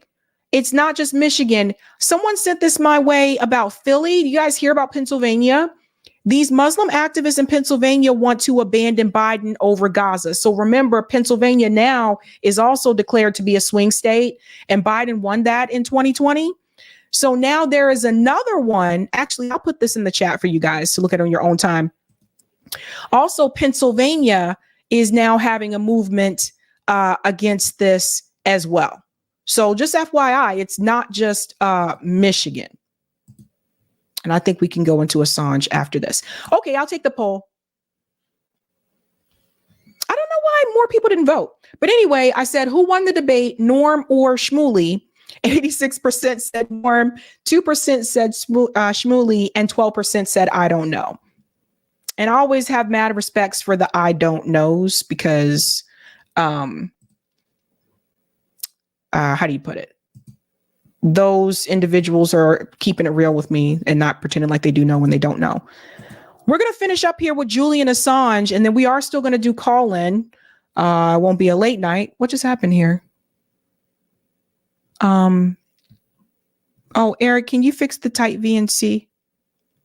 Okay, thank you. I'll go to chats. And then we'll go to Julian Assange update about today.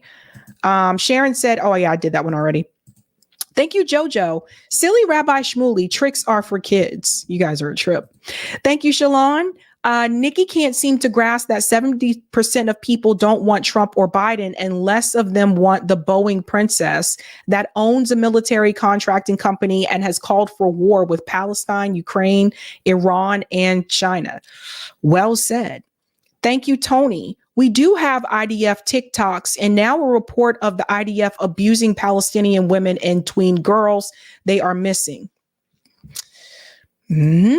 Thank you for this one as well, Shalon. Notice how he just completely avoids the fact that Israel is now forcing 1 million people into Egypt.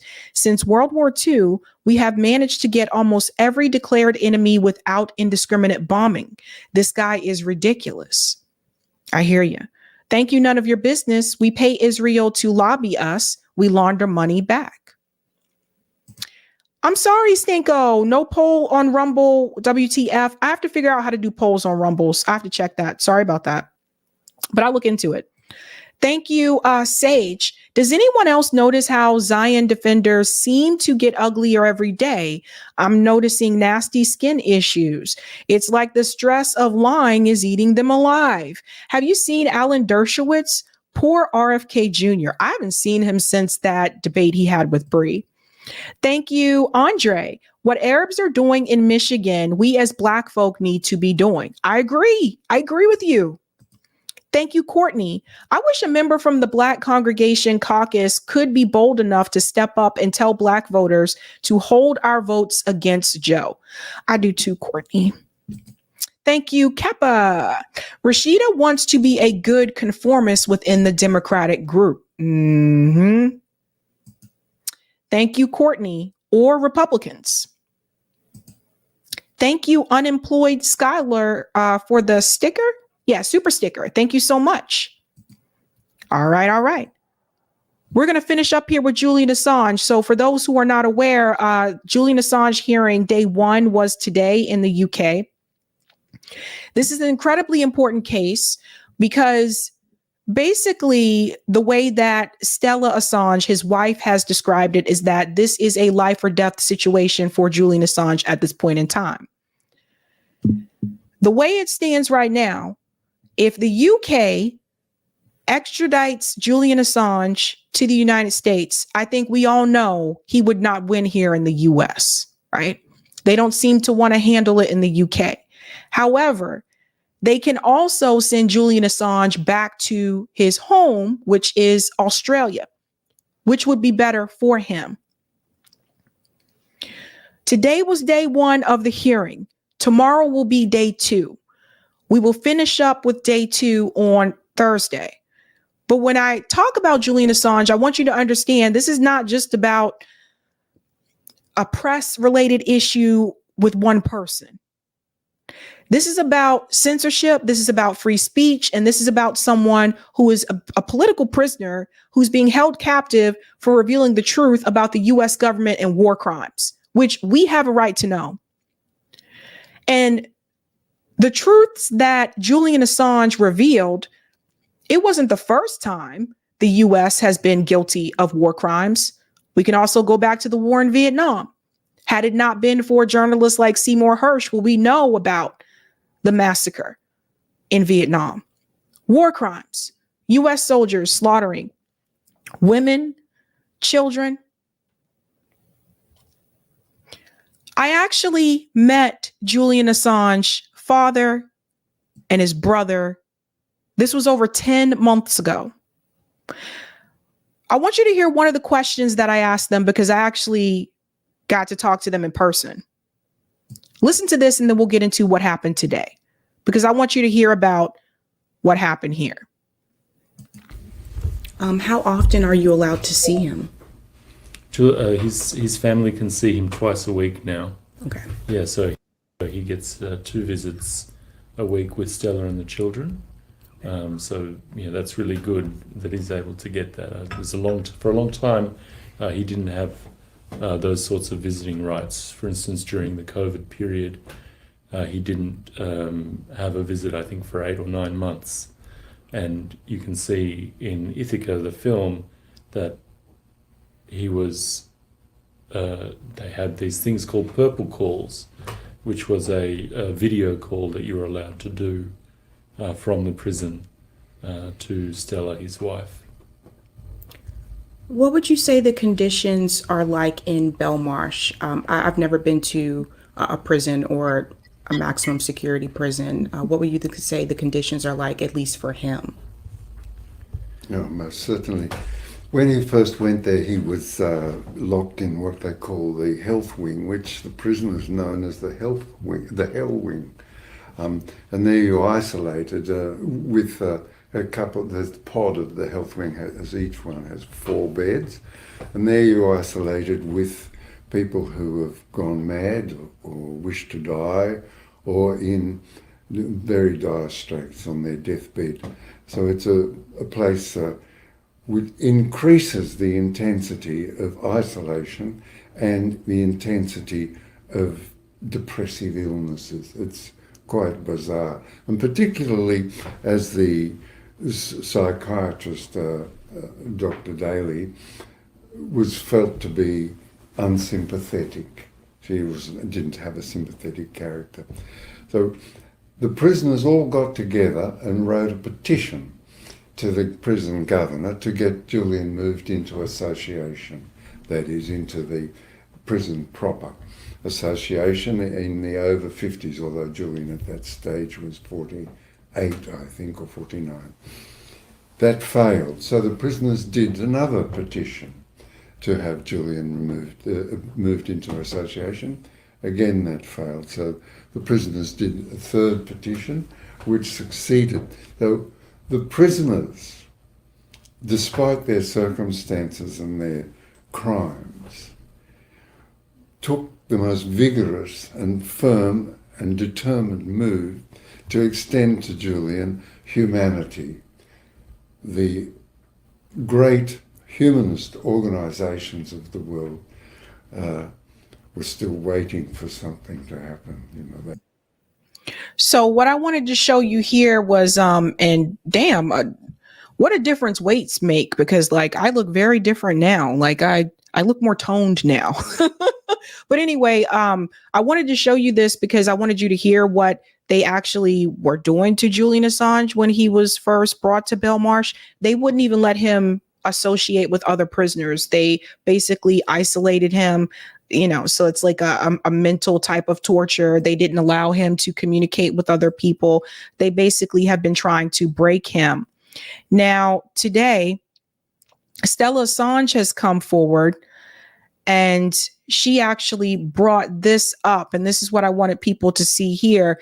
It says, wife says, Day X hearing for Julian Assange will determine if he lives or dies. This could very well be the final hearing for Julian. And that's coming from Stella. So it says here, I wish they get rid of this stupid tag on the side. Okay, there we go. It says here, Stella Assange, the wife of Julian Assange, said Monday that the jailed WikiLeaks founder will likely die if he is extradited from Britain to the United States, where he could be imprisoned for the rest of his life for publishing classified documents, including numerous files exposing U.S. war crimes. Assange's final appeal is scheduled to be heard on Tuesday by the UK High Court. The Australian publisher's supporters are calling it Day X. Goes on to say there's no possibility for further appeal in this jurisdiction.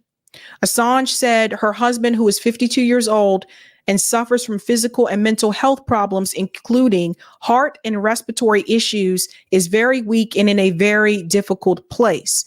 This case will determine if he lives or dies. And I did see earlier this morning that apparently Julian Assange could not appear at the hearing because he's too sick. So this is what they've been trying to do. And they do this to other political prisoners as well. They try to break them mentally and physically. And I think the U.S. government doesn't even want Julian Assange to be extradited to the United States. I think they want Julian Assange to die in Belmarsh. I really do. So they've been trying to break him in Belmarsh. Now, Stella was there earlier this morning outside of the court, and I do want to play this excerpt from her here. Wow. Thank you, everyone, for coming here today for Julian.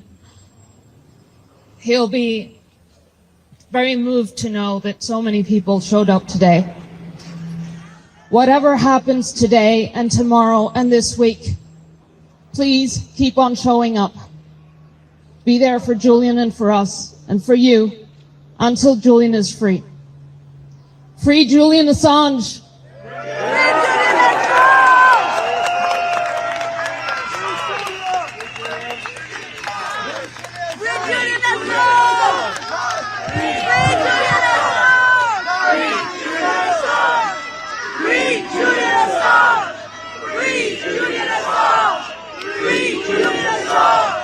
Free Julian Assange! Free Julian Assange! Free Julian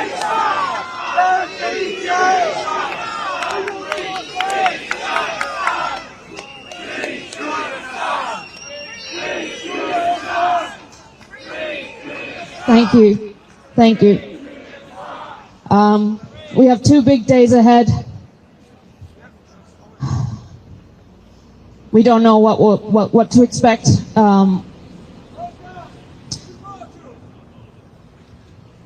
But you're here because the world is watching. They have to know they can't get away with this.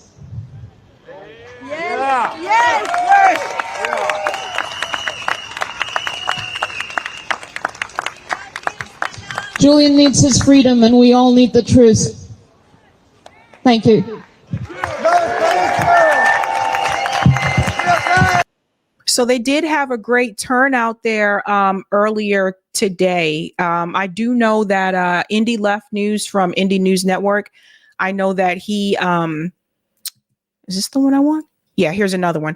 I know that he actually started streaming like at 3 o'clock this morning in the US because of the time difference in the UK. So if you go over to Indie News Network, they have like a long stream where you can see more information. Whoopsie.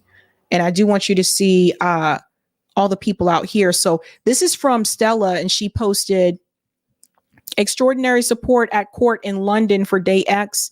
This is what it looked like when I walked out when we broke for lunch. Tomorrow, after day 2 of arguments, we will march from the court to Downing Street. So you can see everyone out here.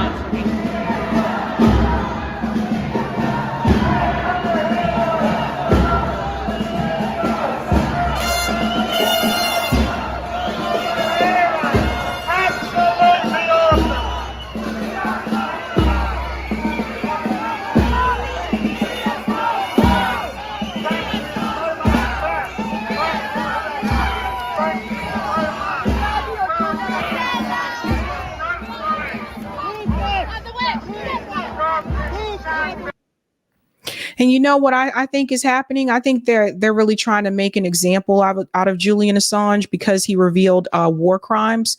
But my thing is, so what? You know, I mean, someone put it here so beautifully. David said Snowden actually committed a crime, which is why he left the country. Julian only published classified documents, which is not a crime in the United States. Very well put there. You'll hear a little bit here from Stella talking about the CIA's plot to take him down. I'm not going to be able to play the whole thing because I think there may be copyright, but I'll play a little bit. The US and UK are happy to talk about political prisoners abroad, but they've created a political prisoner of their own. At every stage, the law has been abused in order to victimize Julian. He has been silenced. He has been disappeared. The last time Julian was allowed to attend his own court hearing was in January 2021. Every time he's requested to be there in person, those requests have been denied. Julian did nothing wrong. He exposed war crimes committed by known individuals. Those who committed the war crimes or responsible for those war crimes have not been held accountable. Julian is in prison because WikiLeaks is a publisher that specializes in the secrets that states keep the most hidden. Julian revealed war crimes by the US government, the world's superpower, in Iraq and Afghanistan, and the fact that it had normalized, institutionalized torture. And that superpower took revenge. The position of the UK right now is that it will extradite a publisher to the country that conspired to murder him. How can the UK government even contemplate the extradition of the man who the US was trying to assassinate? This assassination plot was as revenge for what WikiLeaks had published. The story has over 30 US intelligence officials, including very senior and named, going on record and saying that the US government was actively plotting to assassinate Julian inside the UK. This is incredible. This is a country plotting to assassinate a journalist because of what he has published. This is We'll have to stop it there because, like I said, I can't play too much of it. But yeah, so day 2 of the hearing is tomorrow, you know, and for those of us, a lot of us that do independent media, investigative journalists as well, the censorship issue is a big one. And I've known a number of people that have been deplatformed, people that have been banned on platforms like PayPal and Venmo and also Patreon as well. It's a big issue. It's a real problem. And like, this is not we shouldn't care about that situation. I want you all to understand, if Julian Assange falls, who else is going to fall? There goes your free press. because once they come after him, they're going to come after all the rest of us. There goes your free press. There goes your free speech. All of it just out the window. So I know some people tell me that they don't feel like this is an important issue. I think if you care about censorship and if you care about free speech, this is an important issue. And I sincerely hope things go well tomorrow, because it's crazy. And it's not just him, right? It's not just him. It's Mumia. It's Leonard Peltier. There are a number of political prisoners that if you read their stories, you'll see these people didn't do anything wrong. How is it wrong for a publisher to publish information? So it's very important. We are going to do call in. I'm going to take a quick break. Eric's going to hop on for a bit. I think Rockfin will need to be read, Eric, and I'll be right back and we'll do call in. All right. Hello, everyone, on this late Tuesday night. We had a late start and we're going late, but we're going. This is the part of the show where I jump in for a little while we give Sabrina a little break, and then we'll be hopping over into the call-in. So you can do call-in on your browser. Sabby will be putting the link as the pin chat soon. You can do call-in on your cell phone, and so call-in's where we get to hear what you like to say, what you got to say about all this, and we do like to hear from you, the audience. It's pretty interesting. We get to actually hear people's voices and opinions.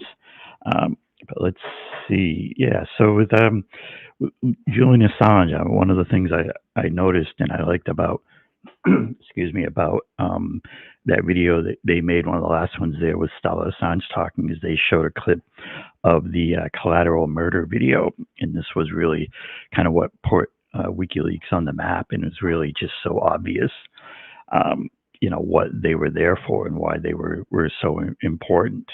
The collateral murder video is that grainy video from the helicopter gun sites that was leaked, and that really just showed U.S. service members committing war crimes, and really under orders, and really just showed why they and a free press are so important. And WikiLeaks went on to do a lot of other stories and things.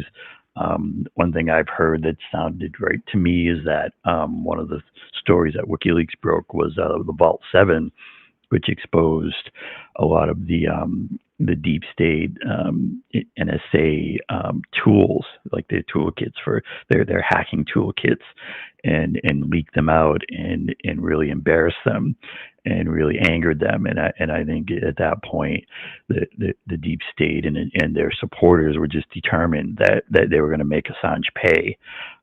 And I think that's part of what you see going on now with Assange, and why he remains in prison, and why they're going so hard, and they're disappearing him is what I would say they've done. Let's see some of these other stories. RASHIDA to leave. So, I mean, there is this very simple baseline with RASHIDA. Oh, wait, Kiva's making noise. We got to show her. All right, it's Kiva time. Wait, let me switch my screen. You want to be on screen? All right, time for your star moment. What's going on, Kiva? This is Kiva. She's our star. It's Kiva. And what do you think? Oh, you got sleepy eyes. Very sleepy. And she when she's not sleeping, she likes to go after mice, but she only plays with them and then lets them go. So I don't think she's hungry enough to really finish them off. All right. She says, I'm trying to sleep here. All right, Kiva. Maybe we'll check in on you later. All right. So you've seen the star of the show, Kiva. Meanwhile, and I'll say again, this is our Kiva 2024. You got it, gamer. Meanwhile, this is where we give Sabrina a little break. She'll be back on shortly, and then we'll go over to call in. And yes, whoever she is, very cute. Kiva's our star, and she has the really the most soft fur you'd ever see on a cat. She's like it. Yeah, our star. So Rashida Tlaib, speaking of not stars, Rashida Tlaib. So this is really simple question, of if she's for real, right, about defending her fellow Palestinians and whatnot, then how can she stay a member of a genocidal party, and that's both parties. And if that's, so it's real simple, she can leave that party as a start and run independent and really, and really make a statement and show, what should be, what a real opposition looks like. So, I mean, she's fake opposition. It's theater. It's made to gather up the energy against all this into this sideshow, and then funnel it back into the Democratic Party. And I think those of us out here on the real left are not fooled. But let me bring this. But Tia gets it right. Vote for Kiva for president. Yeah, we'll see if we can get a campaign going. Let's see what else we got going here. This one was started earlier from David Dinio. Snowden actually, Sabby read this one, right? Yeah, Snowden actually committed a war crime. Julian and Snowden actually, I think, it really shouldn't even be a crime. I mean, one of our demands, and we talk about what our demands should be, one of our demands should be to repeal that ridiculous 1917 Espionage Act that they used to go after people. And I like this one from our friend of the show, Bad Cookies. They would go after Max Blumenthal and Aaron Mate next. Yep, you got it. They would definitely be itching to do that. And we had a chat out here on the Rockfins. Thanks for this tipped comment out on Rockfin from Hempcar. If you can, check out this short clip of Eric Prince, CEO of BlackRock Z Academy, brother of Betsy DeVos. He says they need to go back to colonialism in Africa because they can't rule their own nations. Then recall Obama sent army teams to 35 nations in Africa. And he's got a tweet up there for it. Thanks for that one, Hempcar. Let's see what else we talked about tonight. Well, I'll just end it with saying that we need to have demands. We need to emphasize that we need to have a vision of a better world, right? It doesn't have to be this way. Is one of the things that I like to say that we really should be talking about and pointing out. But we're going to have demands. We're going to have to call out the corruption mercilessly and then get to the demands and the solutions. That's right. But now we'll talk about calling. All right, let's go on over. See you on the calling. Let's go on over to call-in, guys. Yep, I'm still going to go ahead and do it. I know it's late, but we'll do it. Episode 154, we can talk about Assange, Norm versus Shmuley, the Native podcast, and more, Rashida Tlaib, etc. What else you want to talk about over there? You know how we do call in. The link is pinned to the top of the chat. You can just click on the link. If you have the app, you guys already know how to do this. If you don't have the app, you can still click on the link on your computer and you're in the call in. And if you want to call in, then you just put yourself in the queue. We are going to head on over there, guys. Scott Ritter, I'm interviewing him tomorrow. It'll be recorded. That should premiere Thursday afternoon. So look forward for that. And other than that, guys, see you over at Call In and have a good night. Keep up the fight.